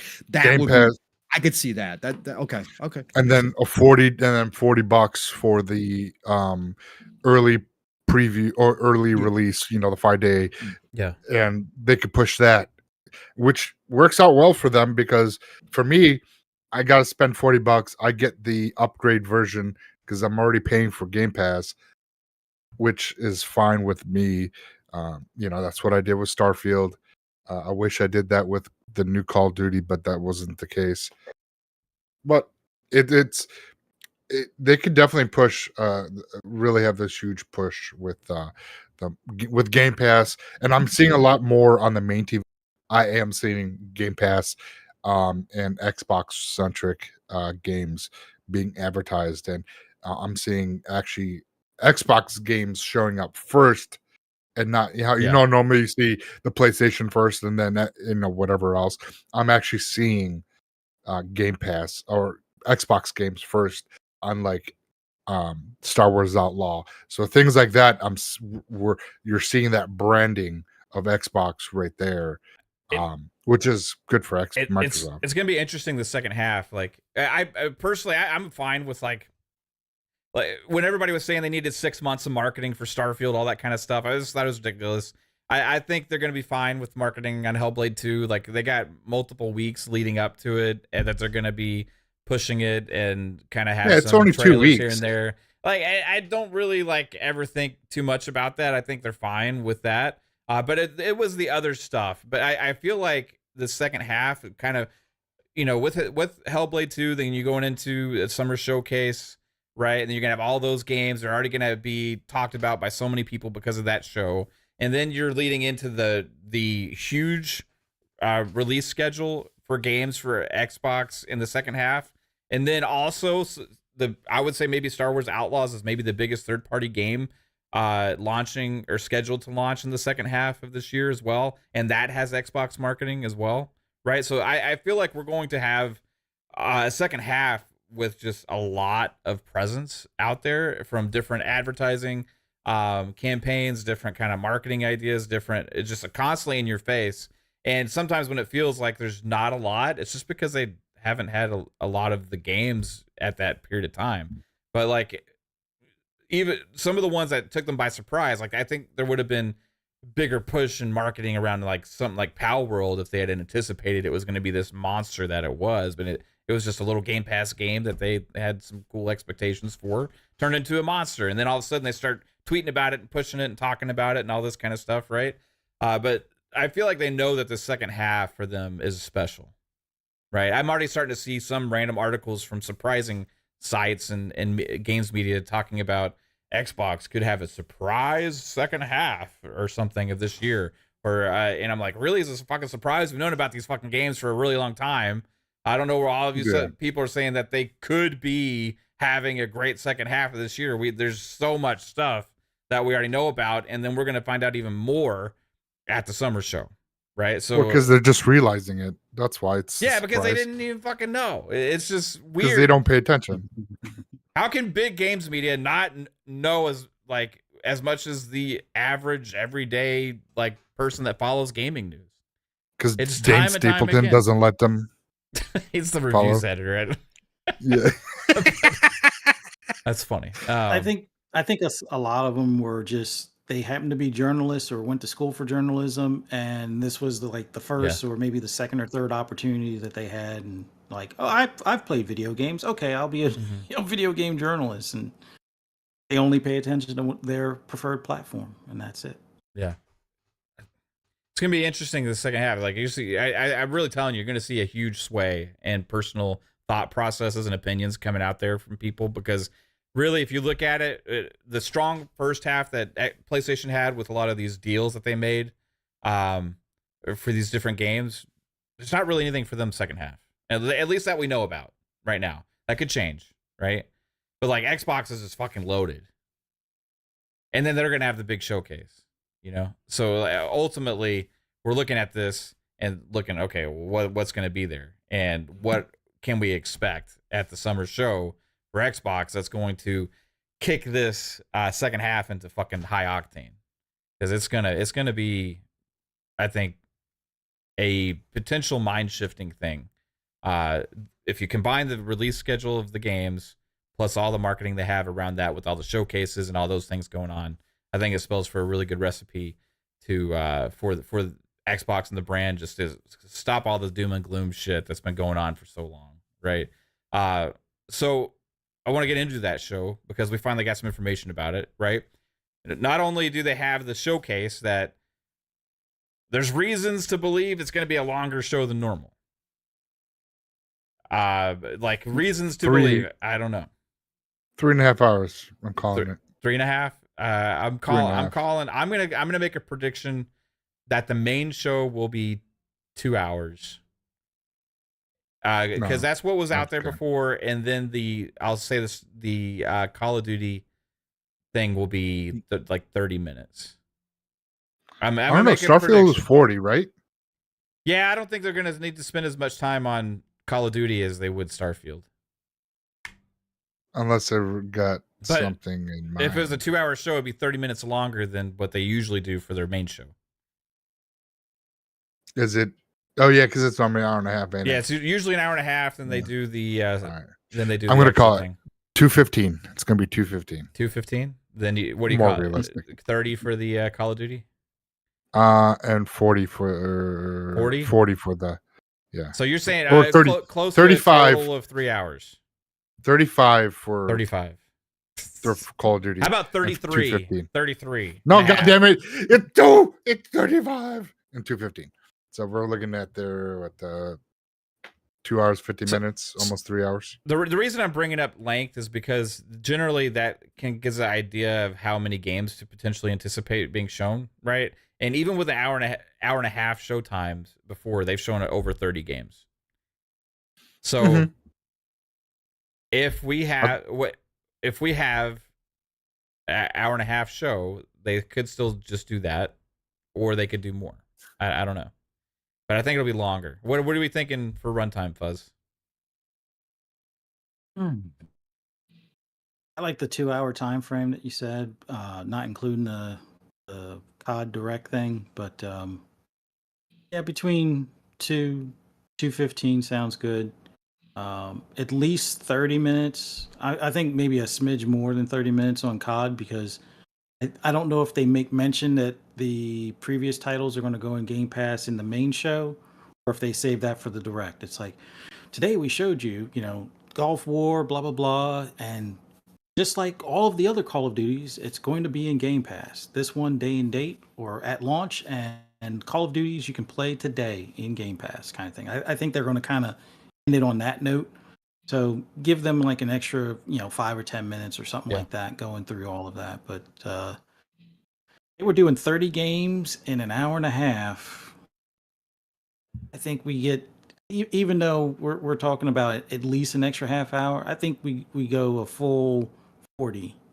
Because they got, 40 studios now? So enough games for one per studio. Even if it's not one per actual studio, but I think they got there'll enough be games third in the parties work there to show too, like usual, right? Yeah. It's kind of crazy to think about. What about you, Pong? Runtime? What do you think? Well, I mean, Tom Warren did say that they were going to show more games this year than they have in the past. So obviously, Which again, they've shown a lot of fucking games in the past. last year was 90 minutes and 45 minutes in, halfway through, we were all like, Yeah. holy cow, the pacing. We were just like, oh my God, we're exhausted from so much excitement. Last year, I don't remember how many they had. I remember the year before that, they had like 30 something. But like last year, they might have had slightly less in the same amount of time. I don't remember. I don't remember either, but I think it was high 20s. 20 something last year. I think it was. Yeah, I think it's like 28, 29. Because Mm-hmm. it was like the year before it was like 32, 31, 32. I think last year was like 20, 27, 28. Hold on. We can find these answers. I remember like 2 years ago or something. There was 20, like 27 games. 27 last year. What about 2022?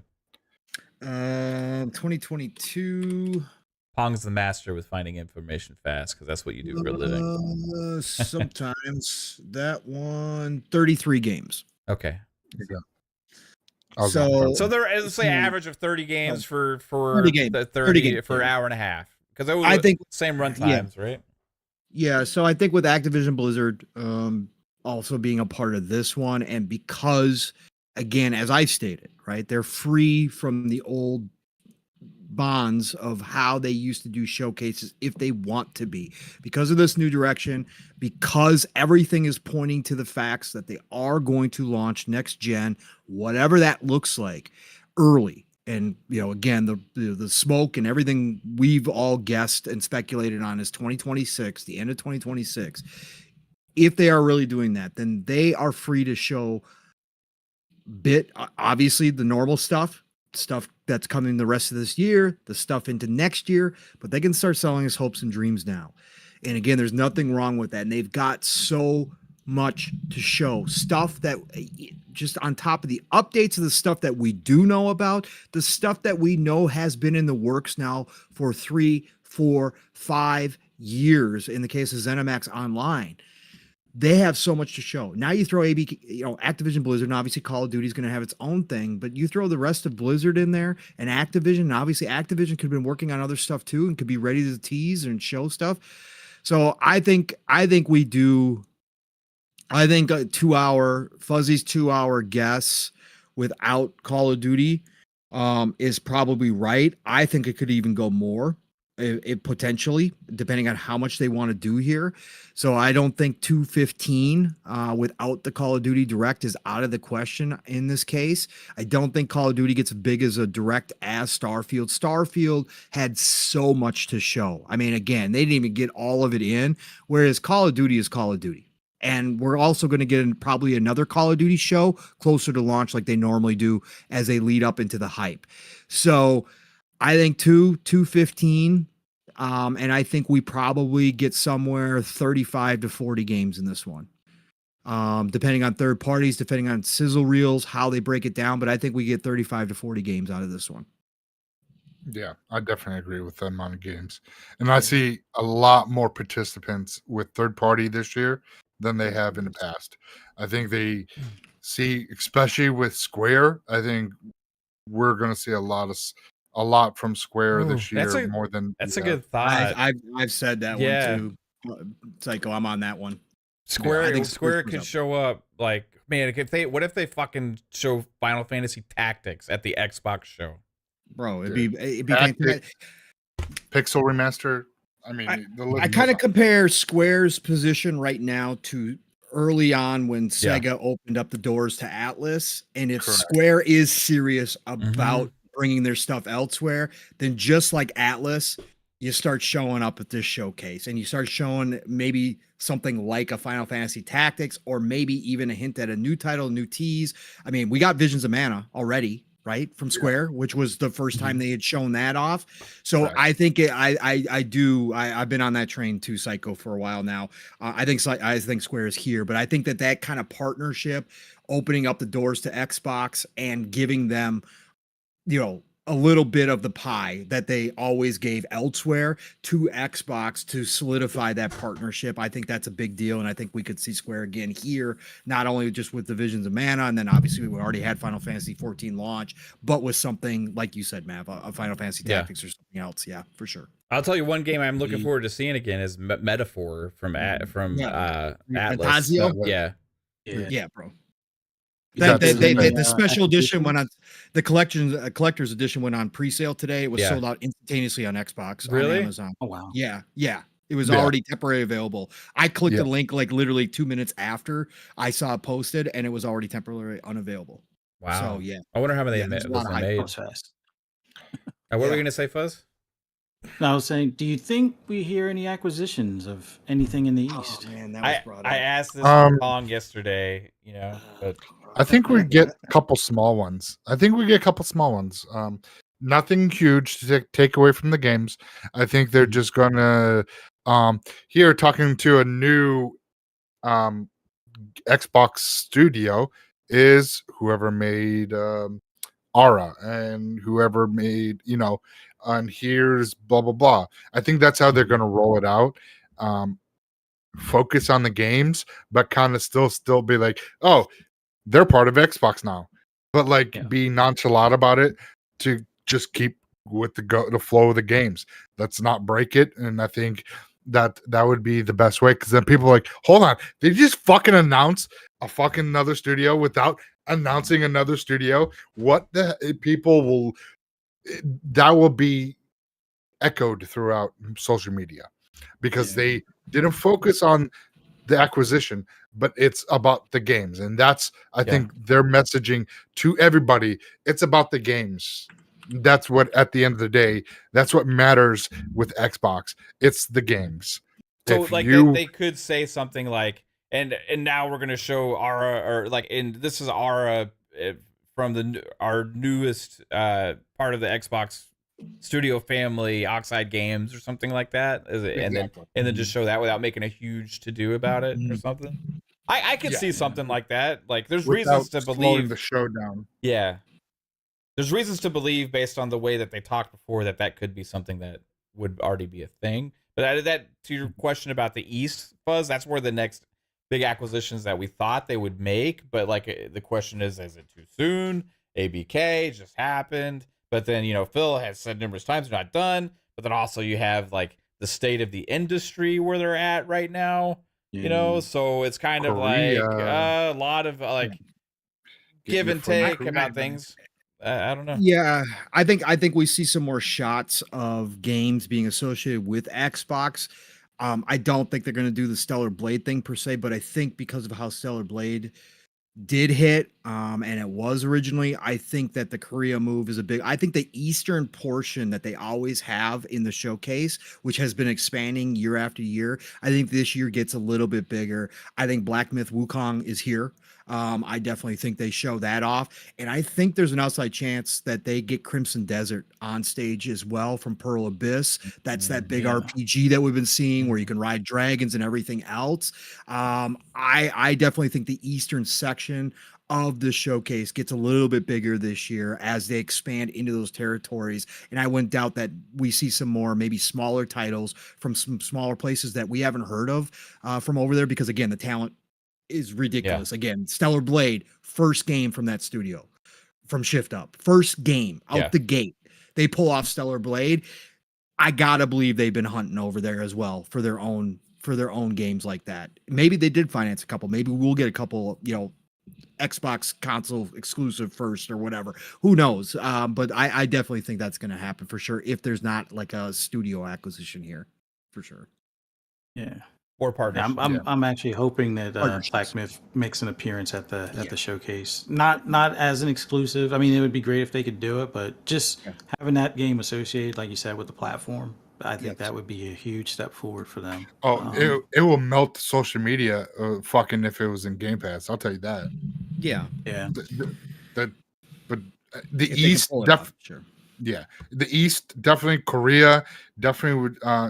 The standard and the smaller studios from Japan. You see a lot of little startups and really giving them a platform to express your your voice or through your video game, I think people will then, because we're seeing in this generation, and we're already seeing that there's a lot more Eastern influences within the Xbox community. At least I have seen, and we have really strong personnel within Xbox over in Japan. So I think we are they're making strides there, and Korea again is one of those areas where it's untapped right now. And if I was Xbox, that would be my first place to strike gold, is acquiring a studio and having a lot of games showing up to show off the talents that's happening over in Korea. And then your Black Myth Wukong's from China. That one, I don't know how they do game development too much over in there, but I think the Xbox is really gonna come out swinging with the East in the showcase as well.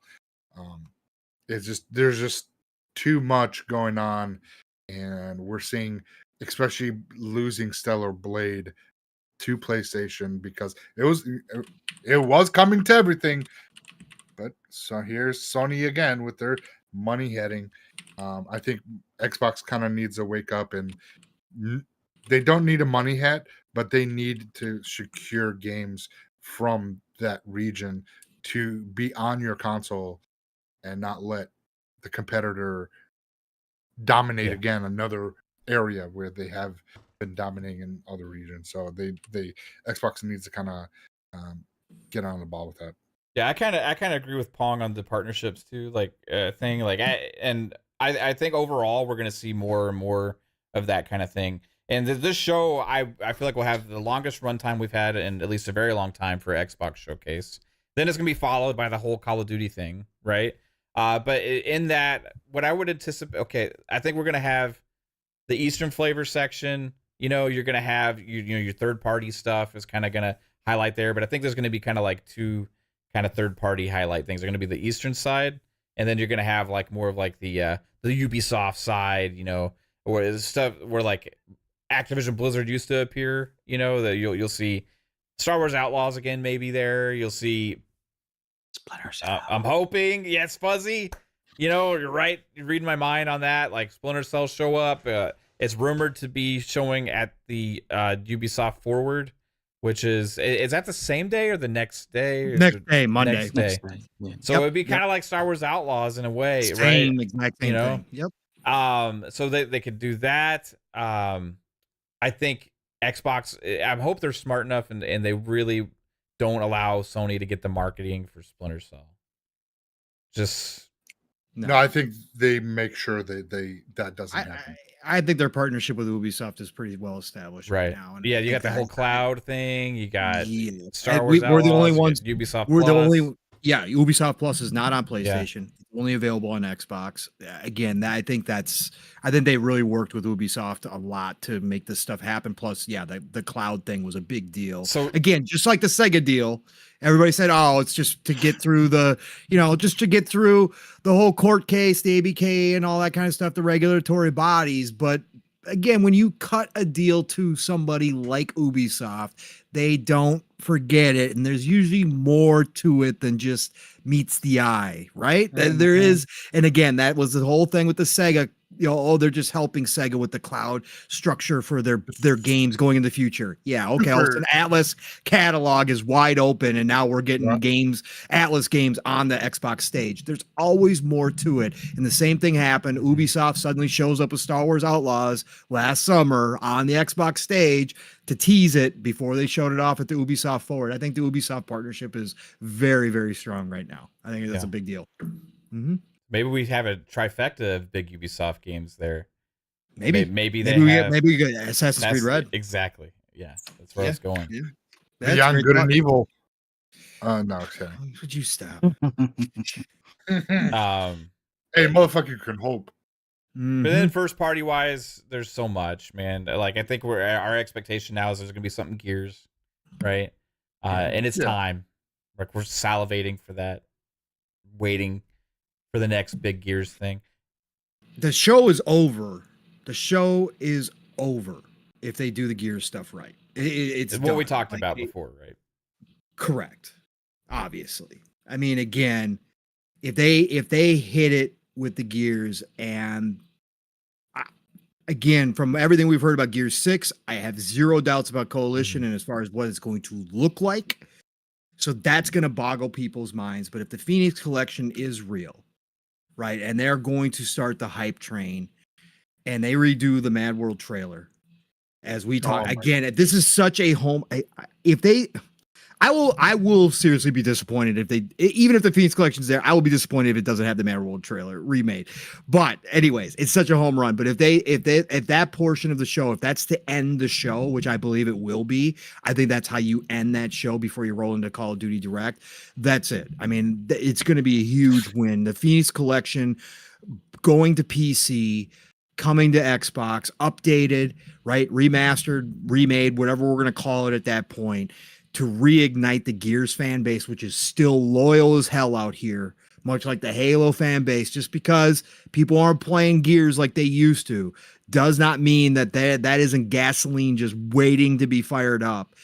That Phoenix Collection will do it. And again, the internet will be ablaze with Gears coming back again. It's going to be fantastic. If they remake the Mad World trailer, yes, with you will have modern grown men crying. I will have tears in my eyes when it's playing. dude, that moment, like that will blow up the fucking internet because people are like, holy fuck, it's back, it's fucking back, this is real, this is not a dream, I'm not fucking dreaming, dude. It would be insane. But I think it could have even a bigger impact than just their back, like Gears is back. Yes. Like I'm thinking like the emotional impact of that from like people that have the nostalgia aspect of it, to having like what people consider the glory days of Xbox, right? The 360 era, you know, that whole thing when Gears was like in Halo or the top of the world and in gaming, and you know, to have that, what many people still consider the most impactful and greatest game trailer of all time and the most memorable game trailer of all time. Many people think this, right? To have that done right, the feelings and emotion it could evoke, that you're right, Psycho, could kind of blow up the internet. It could create the sensation, especially if they show Gear 6 in a really good way also, of like, Xbox is back, right? Like, it could create that feeling of like, this is the feeling we had back then, and Xbox is bringing us that feeling again. They're capable of that same feeling now, and the hype and excitement for those games.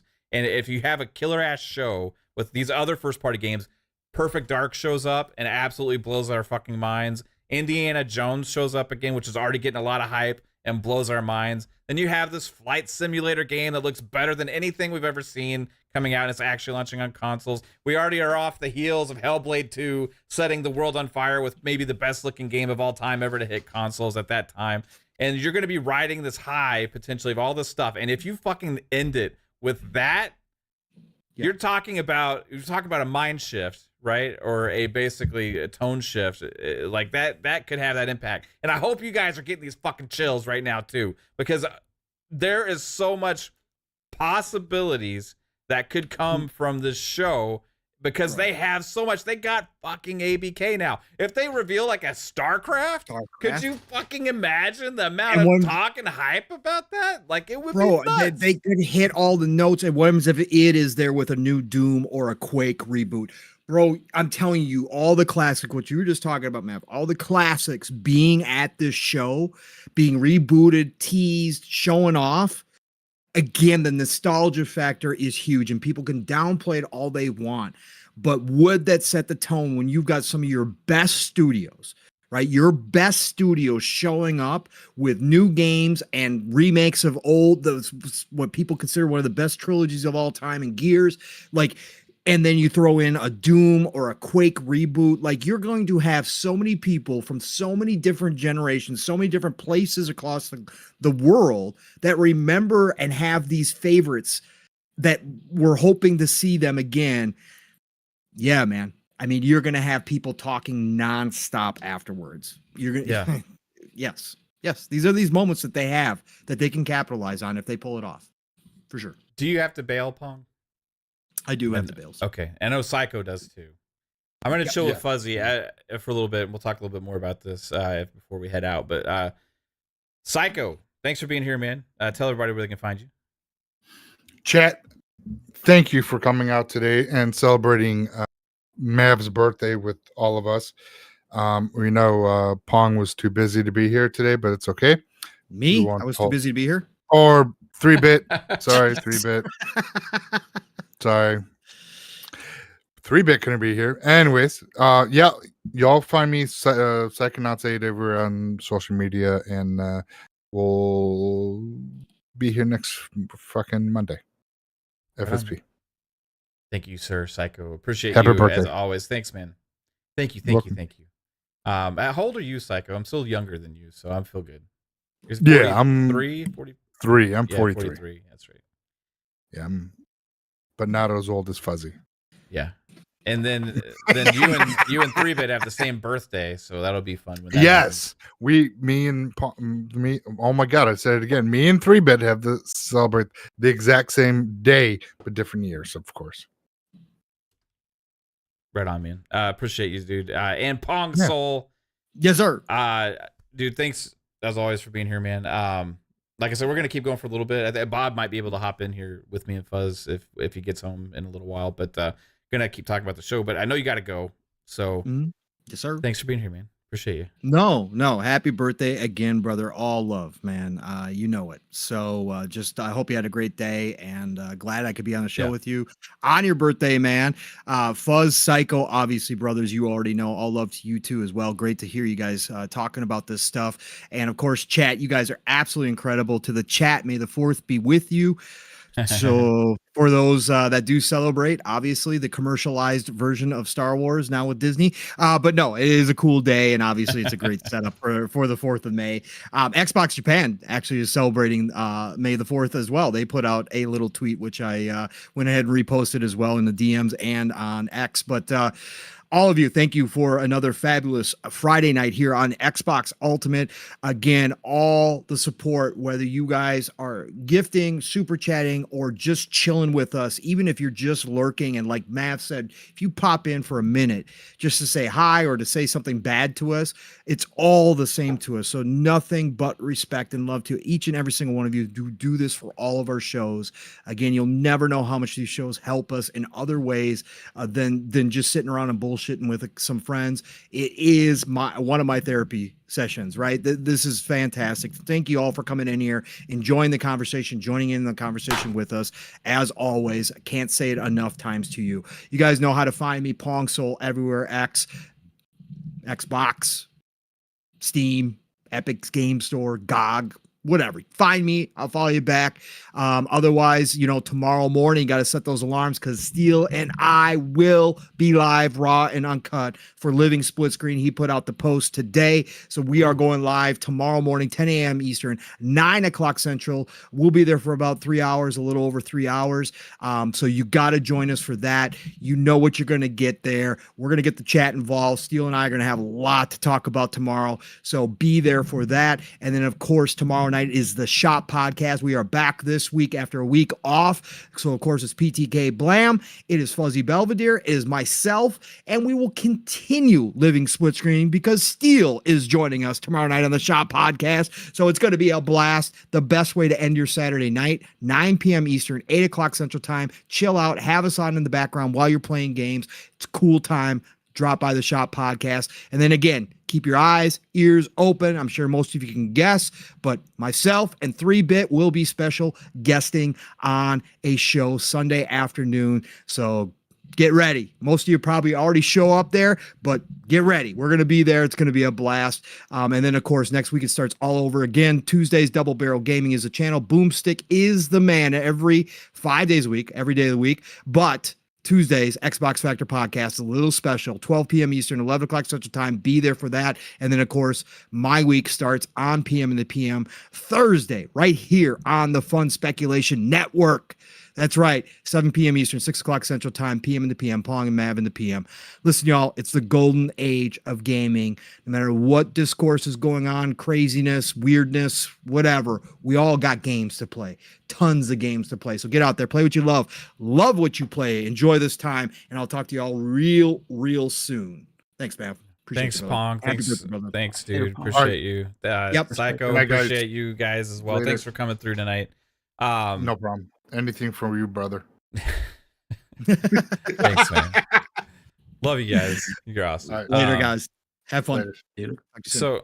So, Fuzz, want to kind of get your input a little bit on the showcase. The chances that we kind of brought up Splinter Cell a little bit. Now, wishful thinking maybe, but it was heavily rumored recently that it was going to be showing up at Ubisoft Forward from the community due to tweets and the profiles of Ubisoft and stuff like that.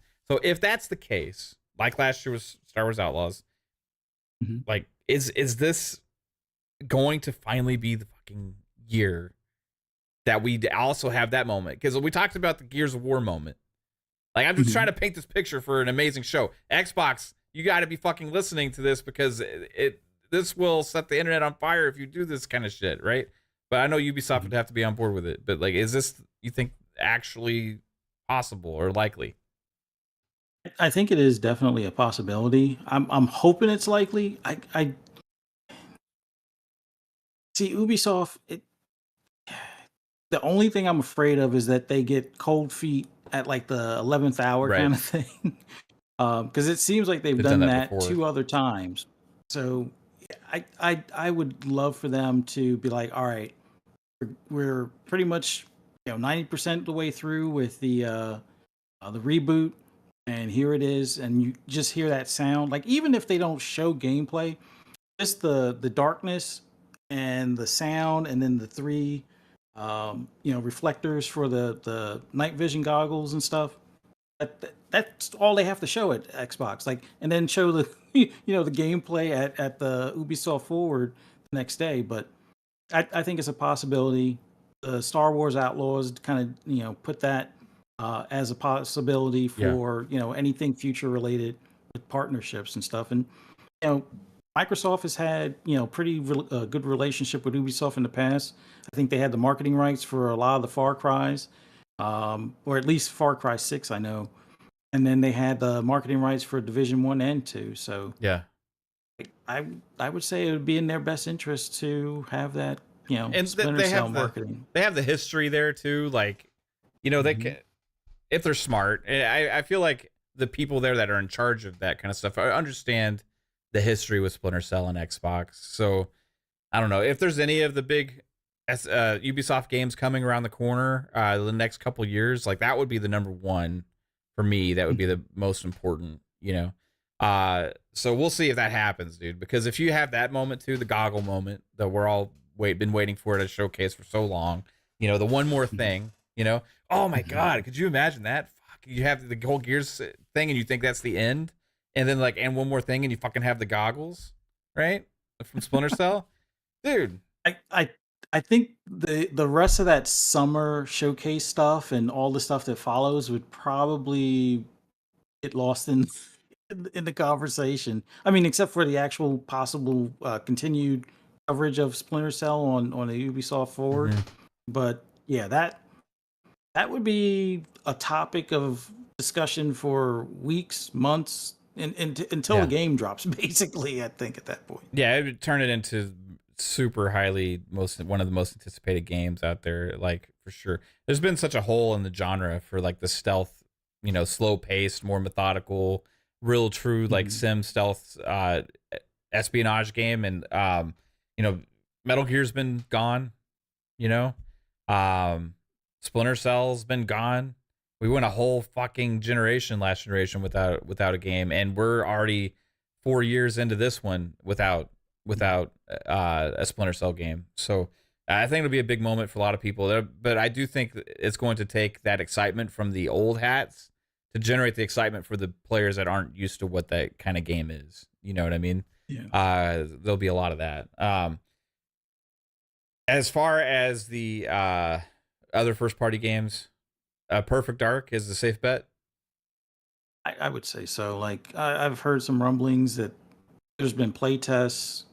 It's pretty much ready, just going through polishing kind of stuff. So Yeah. yeah, I totally expect it to be at the showcase, and I kind of also expect Fable possibly because I think that's going to be one of the early 2025 titles. Perfect Dark might also be an early 2025 title, but kind of like what Pong said, I think we get the rest of this year with release dates.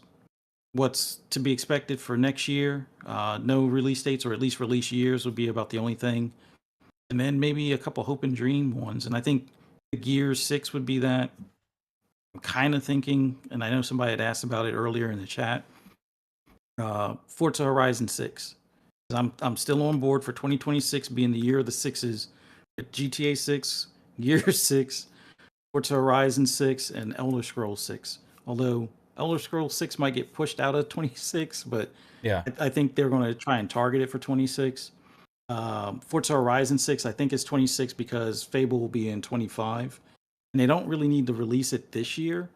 I mean, it would be nice if they do, but I think there's still enough legs with Horizon 5 and a lot of the seasonal stuff that they've been doing.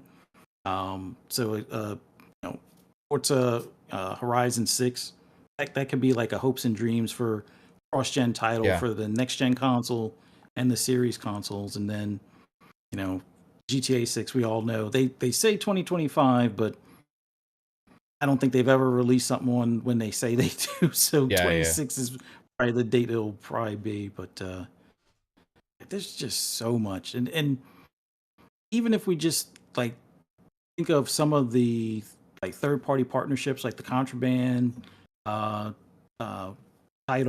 There was IO Interactive, which I know they were working on 2 games at one point.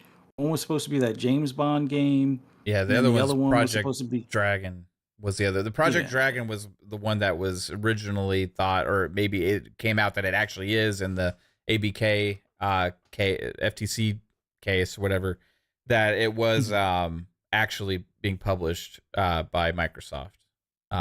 So I can't remember if that was the case or not, but I believe that was for Project Dragon. It's exclusive or something like that. So yeah, I think it winds up either being exclusive, but even if it isn't, if it's one of those that's a day and date in Game Pass and it's associated with Microsoft and it's on the Xbox stage, I'm curious to see what that looks like. Also curious. Oh, got Game Pass Dad.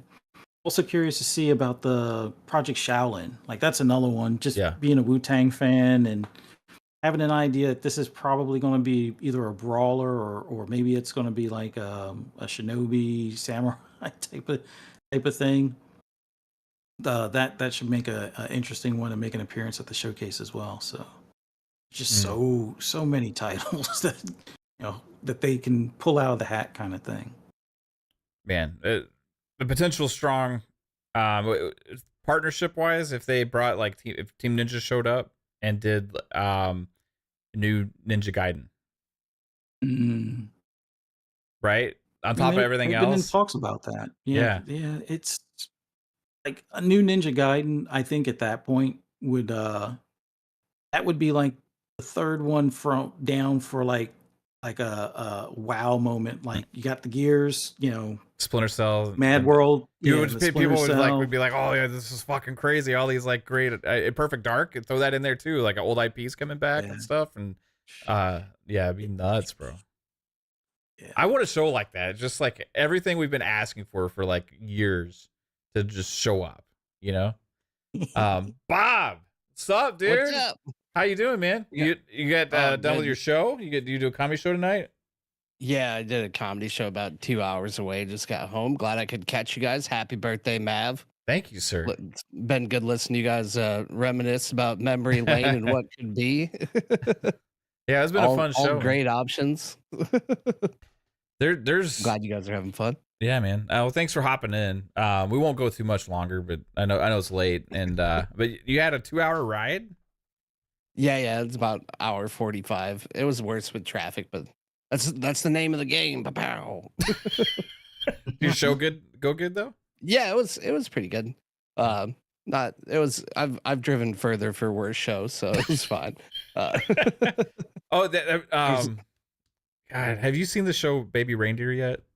Not yet. Someone was. Were Oh, you telling me to actually, check it out the other night? Or yeah, I'm sorry. I already told you about it the no, other you're day. fine. I'm doing the same thing. Well, now you can make the suggestion on the air. It's about a comedian who gets stalked on. I put it on my watch list Yeah. on Netflix. He's a comedian who gets stalked and groomed by two different people. Nice. New Yeah. nightmare unlocked. Can't wait. Yeah. It's I mean, it's a good show. It's a true story kind of about this guy's life and stuff. And it's actually played by the real person. It's an really? adaptation. That's cool. Yeah. It's a comedian. So, anyway. I can live it vicariously and hope it never happens to me. Or maybe Yeah. maybe I wish I was that. Well, successful now he has without a huge hit on Netflix. So maybe yeah. I need, you know. I need to have something like that happen to me. I don't No, we don't want that. I can make us. No, we don't want that. Not My advocating. trauma has made me famous. Yeah. I don't know. I think the worst thing that's happened to me on stage is back when I was first starting to like do longer sets. I was at a bowling alley. A lot of those in the Midwest comedy scene shows. Really? And a fist fight started halfway through my set. That was probably the best thing or the craziest thing that's ever happened. Nice. You can make jokes about it while it's ongoing, though. Yeah, I mean, I probably would now, but like back then, it's like I could barely do like 10 minutes, and I was doing like 15 to 20, and I was just like, "What do you want me to do?" And the guy's just like, "Start over."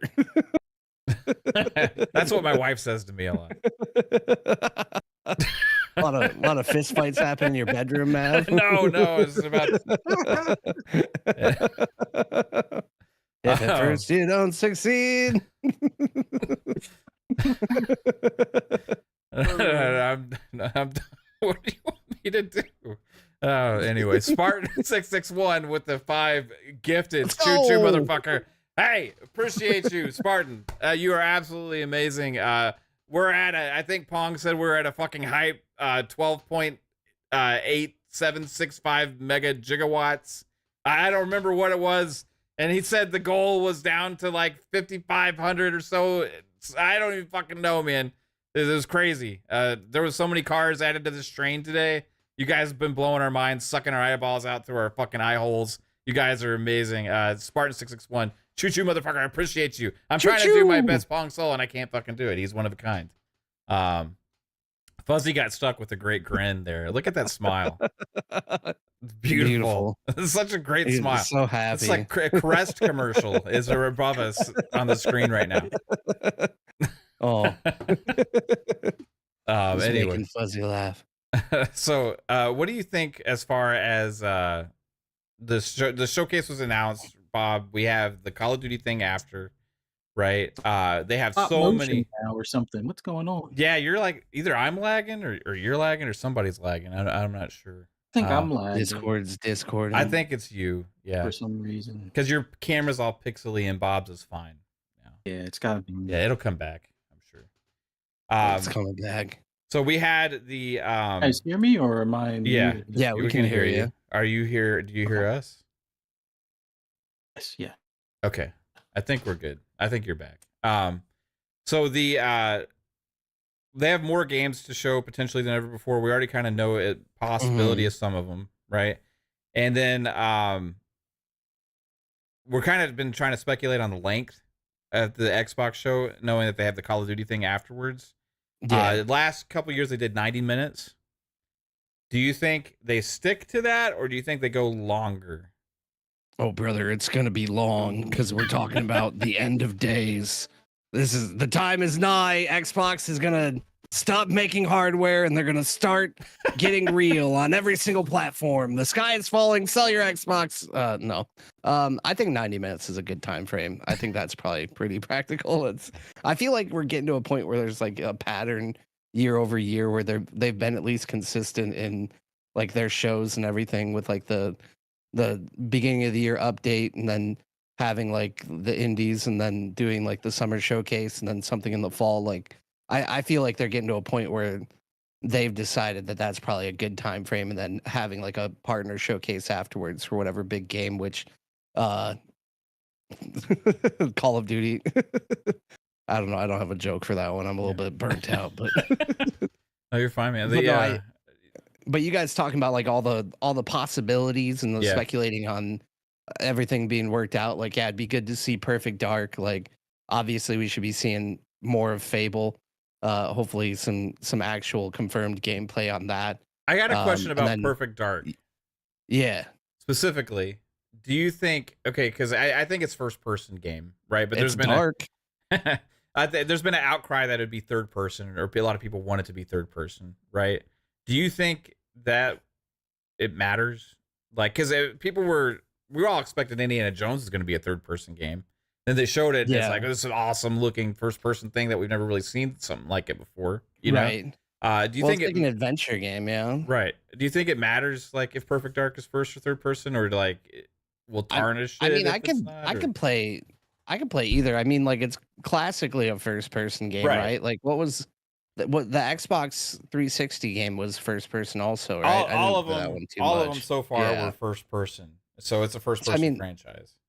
I would think it's to be expected, but honestly, like I just want them to make like a good game that like is worth like spending time downloading and playing on Game Yeah. Pass. Like that's my main concern. Like I'm not too worried about one way or the other. Like it's been a good 15 years at least, maybe even 20 now since we saw the last installment of Perfect Dark. So like if they make something good and fun, like that's more important to me than Right. like whatever direction that they take it in. But obviously the first idea would be to expect it to be first person, but it's like I'm not gonna cry if it's like in third person or get all Yeah. upset. It's like I'm- obviously they're shooting for a 30 frame per second target.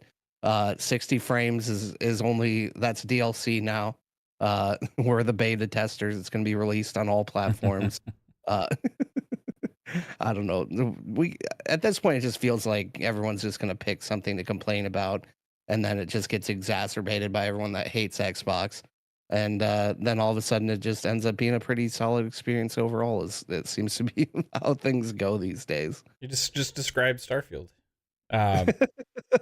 Which Starfield, honestly, like I didn't really like. I loved Starfield and I was addicted to Starfield until I played it for like 6 days of in-game time, and then I was like, okay, now I can finally find some things that like I'm Yeah. annoyed about, but like I still played it for an in like an exorbitant amount of time. Like Right. I can't say I didn't love it or that it's not at least between like an 8 and 9 out of 10 probably, but definitely didn't deserve the hate that it garnered. So you didn't Um, do like what that one Steam reviewer did, where they played it like 1,300 hours and said it's like the worst game of all time. I mean, like, yeah, I don't know. I feel like the longer I played, like the more I just realized I was fast traveling everywhere, and like it'd be nice if there was a reason to like actually fly around or like some other things. But it's like at the same time, like give the game some time and some DLCs, and who knows what they'll end up doing with it. Yeah.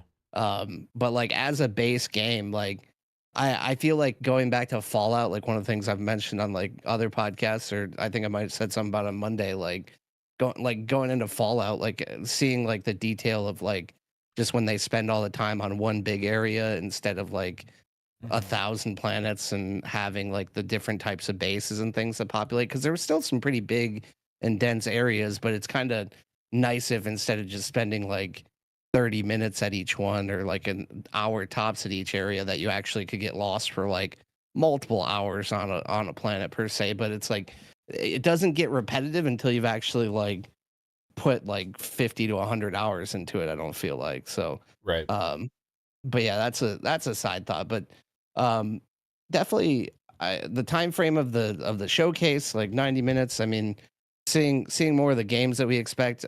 Perfect Dark, I have no idea. I don't think anyone really has, unless well, aside from like people are like, there haven't been many rumors about it really, have there? Like For Perfect Dark is specifically, or the showcase? I mean like Perfect Dark specifically, like is there No. like discourse coming out about Well, it, or just stuff that you guys are speculating about? Just that it's first person. That's really it. Yeah. But like that, when they first announced it, that kind of came out. They kind of alluded to it in like an interview. It was a very short interview, Yeah. and that's really all the information we've had about Perfect Dark. And what has it been 4 years? Yeah, it's been least it's 4 been about years, I yeah. think the 2020 showcase is like last time they said anything about it. Right. So that, I mean, there's really been a lack of information. You had the whole thing with Drew Murray leaving originally, Mhm. who was creative director. Then there was news that Crystal Dynamics was co-developing with the initiative. Then there was rumors about a possible another studio, I think, even helping with it. I can't remember specifics on that, but you just had a lot of turnover at the initiative. There's a lot of turmoil about that and conversation about the amount of turnover there. But it's been really quiet the last like year and a half. Really, I Yeah. mean, there hasn't been a lot of controversy. There hasn't been a lot of anything. The only thing I can really point to that we've heard necessarily about Perfect Dark was when Phil Spencer and Matt Booty were on the stage being interviewed by Jeff Grubb and Giant Bomb after the showcase last year. They made a point to talk about Perfect Dark and that we should be hearing from it sooner than later. And like Daryl Gallagher is like knows he needs to meet the deadlines and all that kind of stuff, and that like so adding all of the things up and other information that had kind of come out like that. I'm thinking overall this is the year that they're showing it again. Like I just feel like they can't not show it this year. If the game is in a good state or a position to show, and they had to have those deadlines that they're talking about for a reason for being able to show the game. They haven't shown it Right. at the Dev Direct earlier this year or anything like that. Like this is the time, right? So that's what I'm kind of putting my stamp on it. Like Perfect Dark is going to be at the showcase, right? Yeah, it seems like an appropriate amount of time has passed, and it's like some of these projects that we've known about for a long period of time better, like it's about time that they see the light of day and get some details, because we're running out of room on the roadmap of things that are confirmed per se. Like time keeps moving forward, and it's crazy to think that we're this far and Yeah. have gotten all these games, but Xbox keeps delivering. And like if they can lay out and stick to within like at least the same year like a good schedule and keep bringing content, then at the very least it shows what they're capable of putting forward for Xbox gamers and PC Yeah. like people in the Xbox ecosystem. And I feel like that just helps us give us more confidence in what we're investing in, and just more ammunition to say that they're doing good things for gamers, you know? Yeah. eh, what about Perfect Dark for you, Fuzz? Like you think it's first off, do you think it's first person, and do you care? I You're- was hoping it would be like a third person or choose or switchable or something like Mhm. that, kind of like the way Starfield was. But I'm hearing also that it's first person. I know they put that in like some of the press release stuff early on. But after seeing Indiana Jones as first person, with the occasional scene in third person, I'm fine with it being in first person. Especially if you're going to have the ability to do like sneak attacks, you sneak up behind one of the enemies, either choke them out or slit their throat or something type of deal. Get to do that, from the player standpoint. Yeah, that would actually be pretty cool. But I think we get to see it this go round. Heard some things about the play testing being wrapped up and possibly just in polishing phase kind of thing. So yeah, I wouldn't be surprised if it makes an appearance here for the June showcase. But I think the big thing is if Perfect Dark and Splinter Cell show up in the same showcase, at that point it's like we're gonna have multiples of everything that people want, kind of thing. Right. Yeah. So the stealth genre will be making a return, full heartedly on the Xbox platform, and you can either play as Joanna Dark or you can play as Sam Fisher, kind of thing. But yeah, Well, in I that think we case, see it would be Perfect kind of Dark. good to have the variance in gameplay. My biggest question on Perfect Dark is not first person, third person. I just want to like Bob's. I just want a fucking good game. However they do it, Mhm. I just want it to be great because it is a Yeah. important franchise. For a while, this was like the most requested comeback franchise for Xbox, and they started development on it. They developed this new studio specifically to be able to work on games like this, and they chose Perfect Dark. So I'm super excited for that. My biggest question about the game is, will it have multiplayer?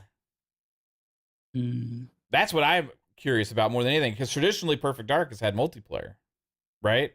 But like, I don't think any of us are in the community or in the Xbox or whatever, or even really considering or thinking about that, because we just want a good campaign, right? But Mhm. man, I'm thinking it'd be fucking, if it's first person, it'd be pretty badass to have another cool, fun, especially this espionage style, like great multiplayer game. They did, remember Perfect Dark Zero was at launch on the 360, right? And it had like, it was not the best game. It was very slow, right? Especially for a first person shooter kind of. But it had a lot of things that were very unique and special for the time. It had, like, I think you could do like 32 players or maybe even 64. I can't remember how many, but you had bots. You know, you could have bots, like really good bots, and fight with those as well. And it was a fun multiplayer game for that time. It didn't really last a long time in that regard, but it was still a good campaign, and you had a fun multiplayer with it. And I'm just wondering, like, could they go there again to give the game legs, right? I mean, it's within Xbox's DNA. Like they're the masters of co-op and multiplayer at this point. Like they know how, even if it, let's say it doesn't land on launch, they still will give it time and put the resources behind it to, you know, flesh things out, listen to the community, and that actually could be Yeah. another banger for them as far as like a games as a service. And, you know, have seasons. Maybe it's a free to play section of it, but in any event, having like not even really talking about it and us looking for the gameplay and then kind of surprise us on the back end with, oh, by the way, you know, 32 player matches where you get to sneak through the compounds and get the intel, and last or the first one out or last one out with the intel wins. And you're up there basically breaking people's necks, you know, that stole the intel, steal it off of them, and then try not to get your neck broken, kind of thing. Or, you know, go in shooting and come out shooting, kind of thing. That would be pretty cool. Yeah, man. That's just one potential game that could steal a show. That's what cool thing is, like, there's, you think about it for this showcase, there's several different things you think could just be the game of the show, right? The Gears rumors from Tom Warren and stuff like that. I think it's pretty much a given. There's going to be something Gears there. I saw some people speculating it could be Gears Tactics too. I would lead to believe more so that it's going to be the next mainline Gears more so than anything, and then possibly the Marcus Phoenix collection as well. And if we get both of those, that's going to be huge. Perfect Dark could steal the show. Then also you could have like those other moments we talked about with Splinter Cell and all that stuff. Avowed is going to be here again. Nobody's really even talking about that, but it's going, for damn sure it should be there. Like it comes out this year, right? So, A release date and everything on that, I think. So yeah. Release dates for Avowed, maybe with Flight Sim, Towerborn, Aura, Indiana Jones. Exciting times. I think, and that's before you even get to the, you know, the Gulf War Redacted. But like, I think Indiana Jones, like, this is going to be a tough holiday season, because after you finish playing, you know, Hellblade 2, more than likely it'll either be Avowed next, or maybe Flight Sim squeezes in there, and then you get Avowed. Then you get, well, Call of Duty will be somewhere in there, and then maybe round off the year with Indiana Jones. I mean, thank goodness for Game Pass, because that would be a lot of money at the end of the year. But yeah, the potential that they have with this showcase is just, I love how people aren't asking about roadmaps across the way, but like the fact that we have like 15 slots to fit into what could be the end of this year into next year, and any possibility of those, like you got endless possibilities. Yeah, it's you know, amazing kind of thing. What were you gonna say, Bob? Might still be hard on your wallet if you're buying the $30 pre-orders or the game upgrades for the season passes and everything too. But those, good thing those are optional. Yeah, did they announce something like that for Hellblade 2 yet? I haven't seen anything. Well, I don't even know what it would be You know what I mean? Unless they have like some add-on like story Possibly. content that's coming later or something like that. Yeah, I feel like the only thing would really be like early access, but it's already coming out in like 2.5 weeks anyway. Yeah, Chad, like, is there anything for Hellblade 2 like that? I like a old what is it? The $30 like add-on thing. I'm not even sure because I was just planning on playing it on Game Pass when it comes out. Yeah, there's nothing for that. Right. Okay. Alvin says nope. So, but I think we can expect something like that for some of the other bigger games coming. I know Flight Sim's niche, Indiana but Jones I'm will pretty probably have excited. something. Yeah. Indiana Jones, yeah. What about Flight Sim? Would they actually, with the amount of add-on content they can have for Flight Sim, I could see them doing something like that. Yeah, they'll probably have like a standard, premium, and deluxe because I think that's what they have for the regular Flight Sim. Mhm. And it was a matter of like you got extra airports that were handcrafted and extra planes. They'll probably do a similar setup, or they might add it where it's like seasonal, like almost like the car pack for Forza Horizon, where you pay a little bit extra, you get the early access and stuff, but you also get like 30 cars over, 5 or 6 weeks or something. So one thing that, go ahead, Bob. I don't see anything for Flight Sim yet. I checked Flight Sim and Hellblade on their website, but I just see like joined Game Pass. So it looks like they're at least trying to push more people towards Game Pass at least. Yeah. One game I keep forgetting about that we're probably going to see here, another first party game, is Age of Mythology. Yeah. Right? Because that was supposed to, was that supposed to come this year or next year? I know they've possibly next year. They kind of already announced it at the Age of Empires kind of show they had. Was that earlier this year, I think, or late last year? I can't remember when it was. They have so many different little things all the time that it's hard for me to remember this shit. But I think earlier this year they had like this Age of Empires thing. They talked about a lot of content and updates and all that kind of stuff. And then they announced that Age of Mythology is coming. I don't remember when they said it's coming. I can't remember if they said it was like just early in development or if it was like stay tuned later this year for more information or what they said. I think it was like early in development because I think it was more of just like a title screen kind of thing, almost like what Nintendo did with Metroid 4 or something. But it was retold. So it's like a, like a definitive edition almost kind of thing, like they did with the others. I'm trying to find information on that, but that could be another first party game that we see. Yeah. So Age of Mythology retold. Trying to see when it says. No.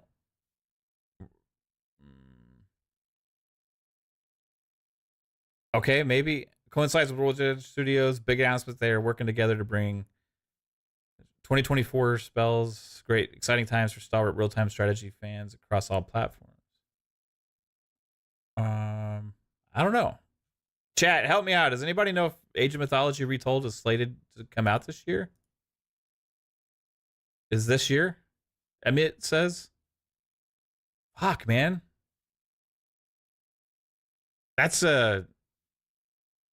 another big, like, I played the shit out of Age 2 Definitive Edition when it came out. I don't know if either of you guys did, but it was just really good. And like Age of Mythology Retold could be another first party game. And I think that one's console at launch. I'm not 100%. I'm not familiar with the series really. Yeah, it's like a spin-off almost, like, or not spin-off, but it's like Age of Empires, but it's like mythological, right? I'm trying to look up this information on this because I knew all this stuff, but I can't remember it now. I don't think they gave a date. I'm probably wrong on it, but I thought that one was a little bit further out, but it was at least announced. Yeah, multiple people in the chat are saying 2024. So if that's set for 2024, it's going to be a pretty stacked second half of this year, unless that's one of those titles that are like, oh, by the way, Shadow Drop. That's another thing. It's like they have so many titles to the point where they might need, out of just sheer room, to shadow drop a title or two. Okay, so Amit says they just said the year 2024 console and PC. R is only going to PC at launch, but Yeah. fuck, like still, I don't know, man. It's just like there's so much, dude, and there's so many games that are coming this year. Add-on content, Shattered Spaces, we're gonna see from Starfield. I think that could be a huge thing when we see that. You're probably gonna see the Diablo expansion. You're gonna see new game announcements that we can't even think of right now, and then you're gonna see the updates on these other games. Biggest show ever in Xbox's history. I'm calling it right now. Followed by the Call of Duty game, Gulf War, which is Treyarch's first real big shot at this generation, I feel like. And they are one of the two stalwarts now, really, of the Call of Duty brand. And to many, they're the best developer of Call of Duty now. So we'll be able to see what they're able to be capable of. Fuck, man. They're in a good place. I'm pumped for this next couple months. Excited. You know, there will be the doom and gloom crowd that'll come up with something like the Series S potato is still holding gaming back. Like they'll have it like Yeah. the night before. The potato, the Series S potato, it kicked my dog, or Right. just random stuff. But Or did you see how This bad show is gonna be Hellblade huge. looks on the Series S? It doesn't look like, or something like that. You can kind of already see the writing on the wall for a lot of this stupid shit. yeah, But yeah, dude. I want before we get out of here, just one.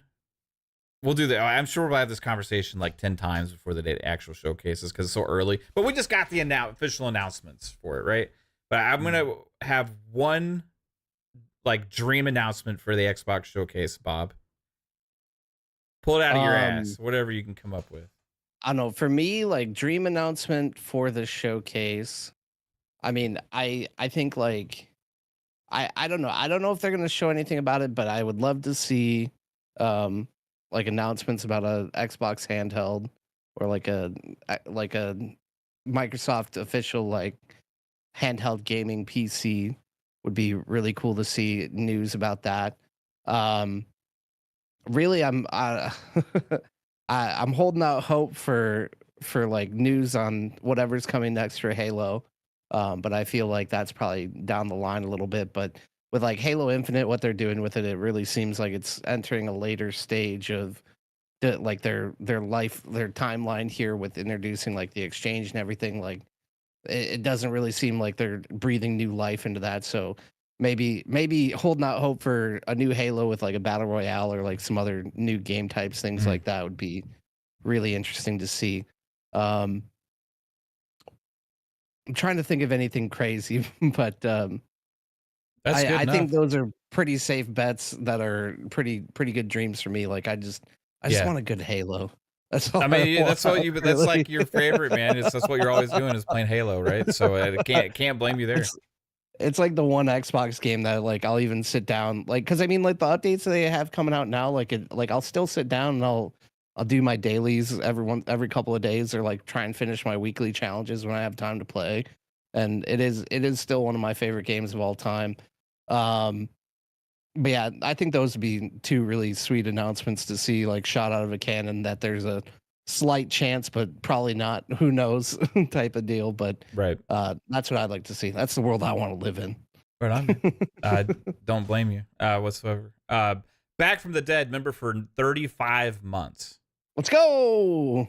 35 months. That's fucking crazy. When I see some of the numbers, like for the memberships, some people here, man, I super appreciate you, dude. You're absolutely amazing, bro. Always been super supportive. Good guy too.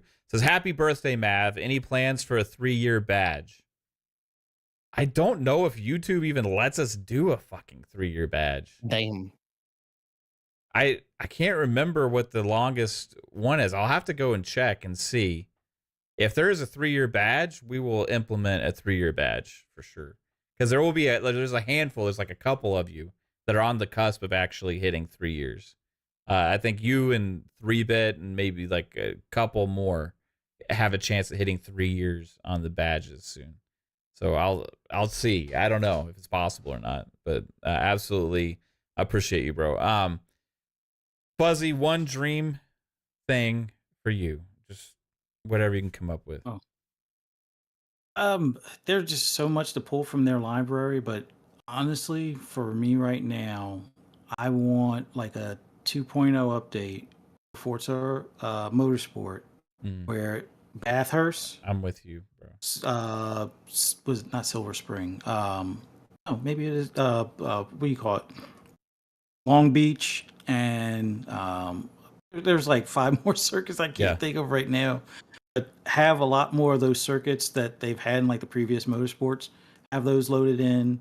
A couple of new cars. Get the drag racing stuff in there. I know they're doing like the drag racing theme now at Forza Horizon. Carry that stuff over, or maybe that's actually the real world test over at Horizon, and then before they bring it over. But they announced that they're doing that type of update. Like, okay, 10 new tracks, 10 new cars, and drag racing and drifting mode. I'll be good. But I'm not as worried about the drifting. But the drag racing, yeah, bring that on. That would be like that would make the show for me. That would make it would be a 10 out of 10 just on that alone. But I know there's going to be so much more that's definitely going to catch my attention. But I think that would be the biggest thing. Like, oh, yep, I'm downloading this stuff as soon as it's available. I'm all on board for that one. Loaded on. Oh my God! Look who shows up.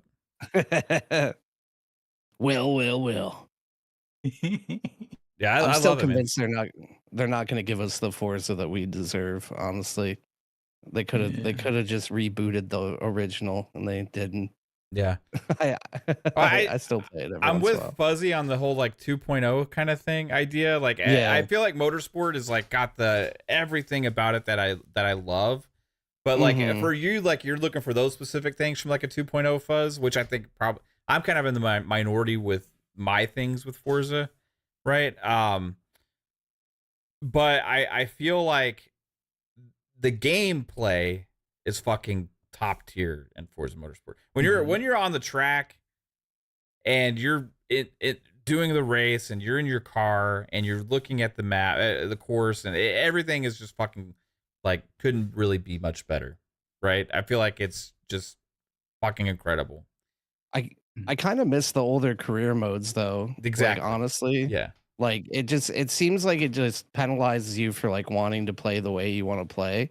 Like it's not as open ended from the beginning as like the older games are. And like definitely missing out on like the drag racing or the drifting. Like when I first started playing like the original, like I was gonna make a whole video on it. I still might. I just haven't gotten a chance to. But like the original, I started out like tuning cars. Well, I started out just playing, and then I learned how to tune cars, and then I learned how to paint cars, and then I would go and like it was way more social way back in the day too. Like I don't feel like it's very social at all. Yeah, there's a lot they could do with the custom games and everything, like which I don't want all at once, but like I literally spent 1,000 hours playing the very first game, if not twice that. Like I played that game as much as I played Halo 2, and I played a lot of Halo 2.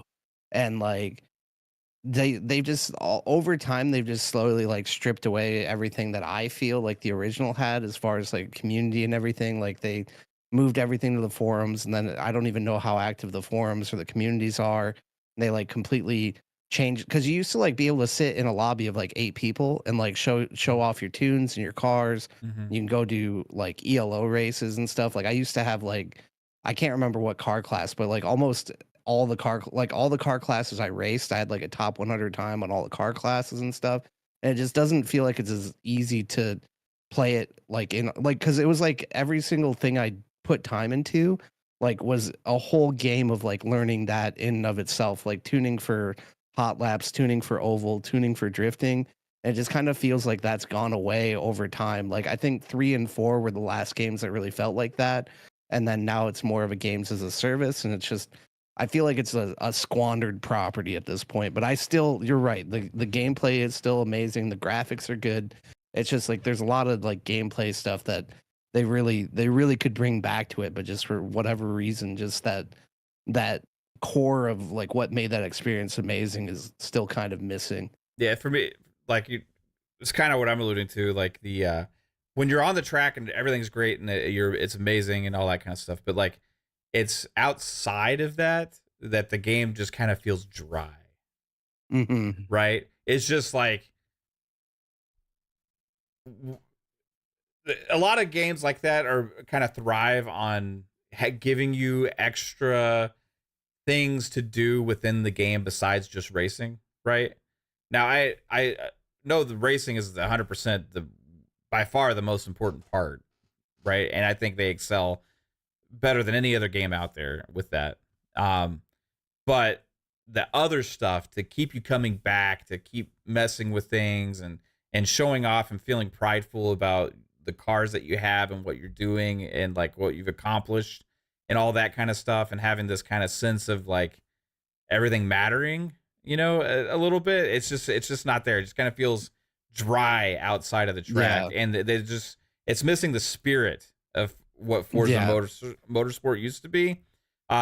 Which is my favorite thing about Gran Turismo 7 is like, you know, the racing is not for me as good as Forza Motorsport, right? Like on track, you know, but fuck, it has so much character outside of the even the races itself. It's so unique, and it just screams Gran Turismo, and the amount of things you can mess with and play around with just for fun outside of racing kind of makes that experience feel like it should, where it seems like Forza, all the attention was just put on the track and the cars and the racing, which is great, which is why it excels. But I'm just missing that like feeling of this is fucking Forza, the best racing game and this huge franchise that has all these things to do and all this stuff. It's just kind of missing that for me. So at 2.0 though would be a great chance to kind of revitalize the shell that the racing experience sits in. You know what I mean? I want that to live within an amazing experience and not just be the only thing to look forward to, you know? Yeah. So anyway, I hope that makes sense. Tokyo DLC. Oh, hey, 3-bit. Hi. What microphone is that? You on your phone? Yeah, I'm just on my phone. Yeah, right on. Does That's it cool. sound decent? This sounds good enough. Okay. You Yeah. always sound great. What's Happy up, birthday, man? man. Thanks, dude. Happy birthday to you. Oh God. You got the Are we mixed doing it? Happy birthday to you? yeah. That's all I got. Yeah, dude. Thanks, dude. Appreciate you stopping in just to say happy birthday. You rock, Yeah. bro. How's your move go today? It's going. I have not finished. So it's part one. Are you like walking the boxes between houses? Like, because you've been moving since what, last week, right? That was when it was finalized. But now okay. I got to move this stuff. So yeah, today, tomorrow I'll be moving all the more boxes and stuff like that. But thought I would drop by and say happy birthday and hope you guys have a good show. And I need a nap.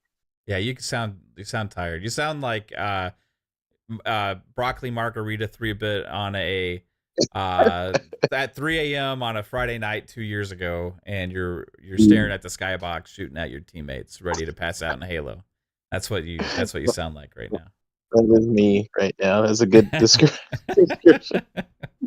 Well, tell Izzy we said hi, and yeah. Hey, check out 3-bit's going to be somewhere Sunday. He can't say where yet, but he's going to be somewhere Sunday. And then also, y'all have Pixelated Echoes, right? Yeah, this is going to be a long day. Yeah. Yeah, because that other show usually runs really long.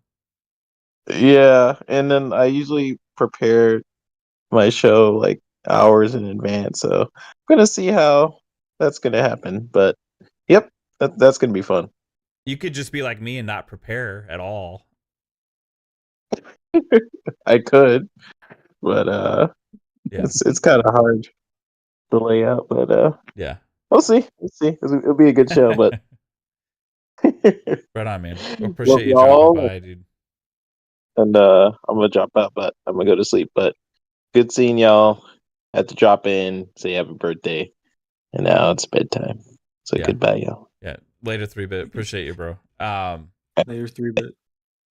Earlier, FarQ hit us with the happy birthday, Mav. Member for 11 months. Appreciate you, FarQ. You're absolutely amazing as well. And Game Pass Dad. Choo choo, motherfucker. Bob, you didn't have to do this. You added a car to the hype train, man. We gotta keep it soaring.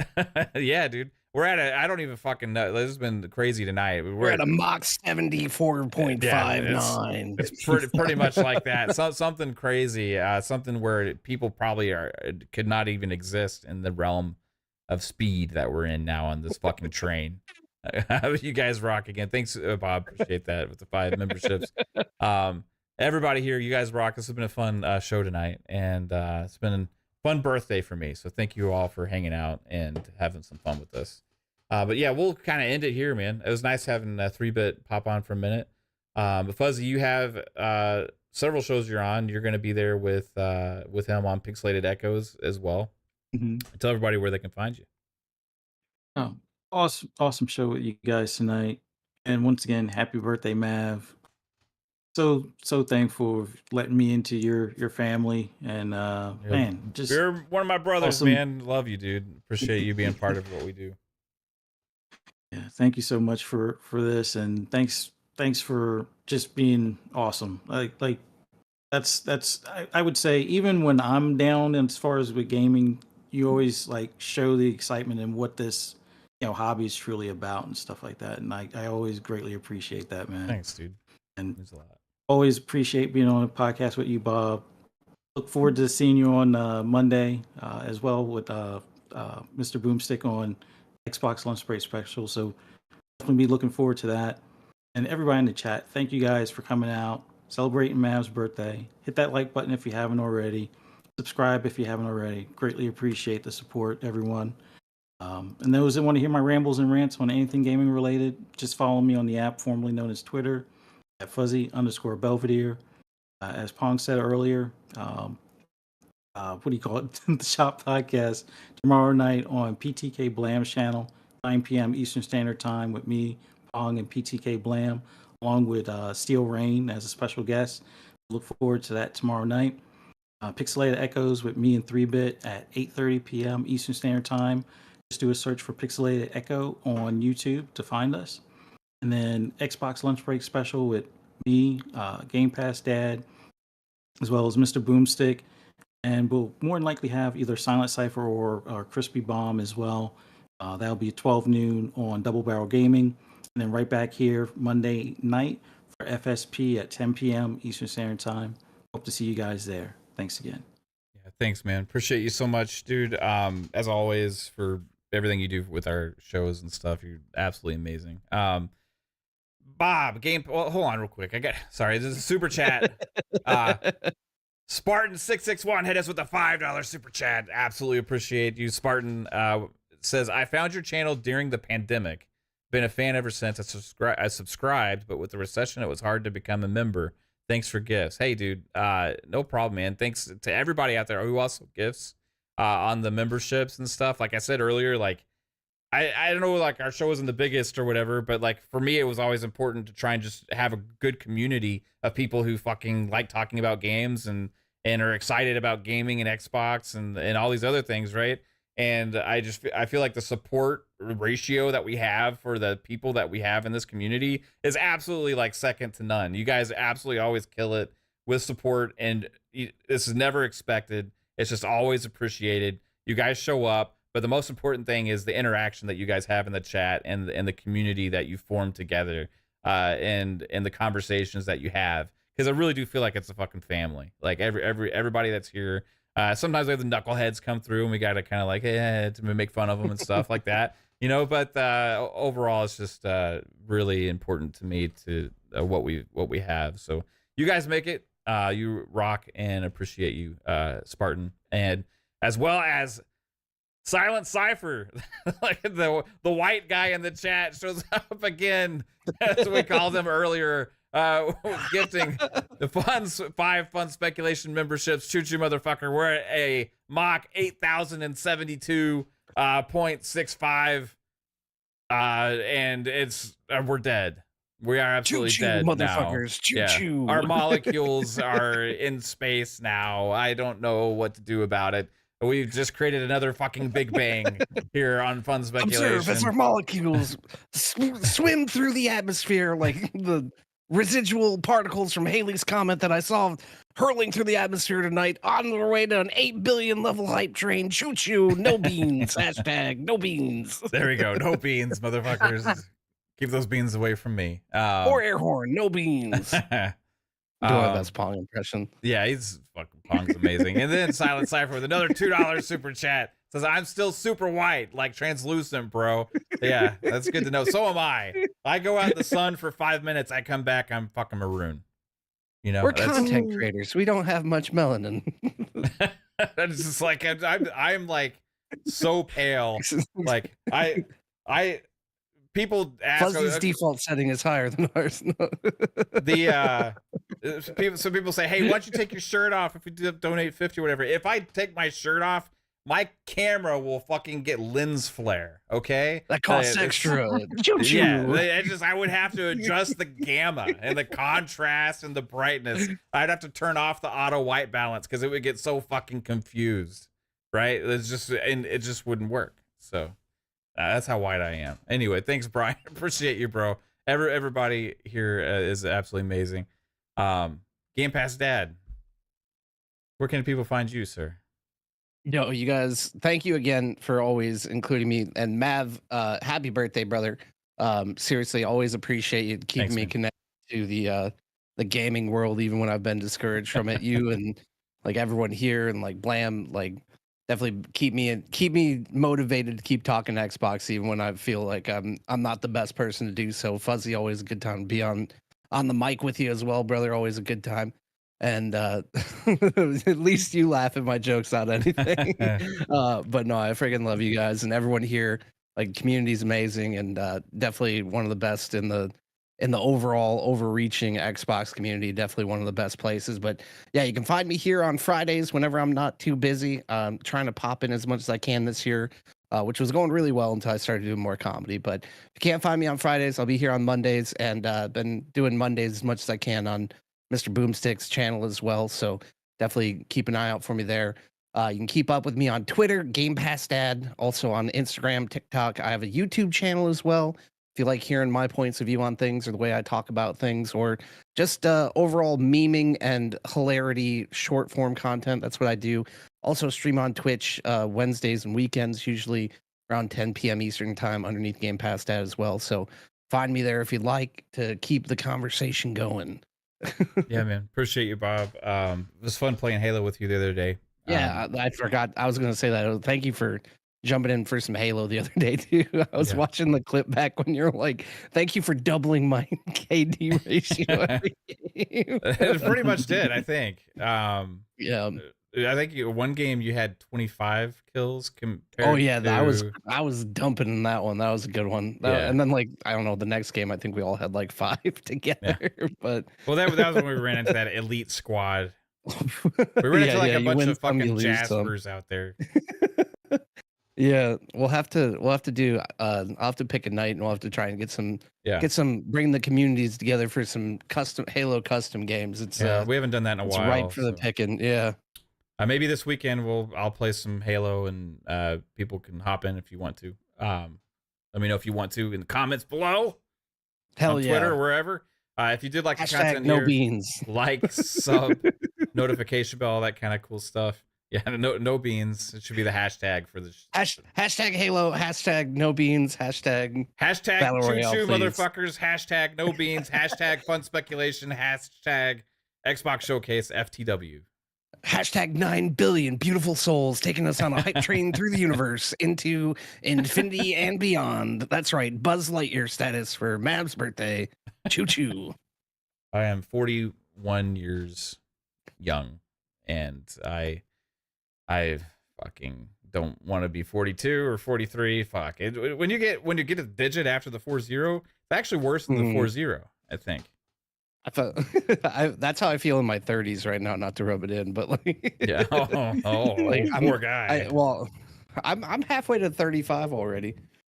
Yeah, halfway to 35. What does that mean? You're 17 and a half? Like, No, 30. I'm 34 and a half. Okay. Hold on. I'm this many. Okay. 34 and a half. All right. That's great. That's a good age. You know, I remember those Yeah, days. it's not bad. I'm doing all right. I'm not, it's pretty fucking good, brother. Like it doesn't hurt that bad when I get up in the morning. I can still touch my toes. Yeah. That's good, man. Got it. You don't have Just don't stub a toe on the nightstand or bump a knee on like something. Yeah, I bump my knee getting out of the car all the time. I feel old as shit. I'm like, how did I even do this? It's weird, man. The cars feel so much lower when you're older. Yeah. If you're driving a car instead of like an SUV or a truck, because I was used to driving SUVs and trucks for so long, and this last time I actually got a car. Yeah. And I like every time I get out of the car, I'm like using my fucking elbow to like push on the door frame. You know, I gotta like, swing my leg around. I do this? Like I'm like, there's nothing. There's no handle here to fucking grab onto like a truck. Like, what am I supposed to do? Then I just hope and pray that my leap of faith actually gets me on my feet. Because you're on a driveway usually, and it's an incline, so it doesn't make it even easier. You know, you guys fucking know what I'm talking about, except for you in shape, skinny motherfuckers. Fuck y'all. People that like to spend their times at the gym, eat healthy. God, it's the world come I'm about to to get jacked, and just you're gonna be so mad at me. Wishful thinking. This is all I'm gonna try. pure muscle. You guys just don't know. Mentally, I'm 180 pounds and just like 10% body fat. My But like 16-year-old physically, self. I'm about twice that. Yeah. It's mentally we're the same people that we were when we were teenagers, right? I could dunk. Yeah. Xbox, even better. We got it in our 30s and 40s. Anyway, everybody, thank you for being here. We'll be check out for some streams this weekend, but we'll be back Monday for FSP at 10 p.m. Eastern time, 7 p.m. Eastern time on Thursday for PM in the PM next week, and then Xbox Ultimate back here Friday nights at 10 p.m. Eastern time. And then a shout out to Pong, Psycho, 3-Bit, all for stopping in. And again, chat, you guys are absolutely amazing. Sup, C Money, thanks, dude. Appreciate you. Everybody, have a fucking great night. Peace out. Bye. #no beans.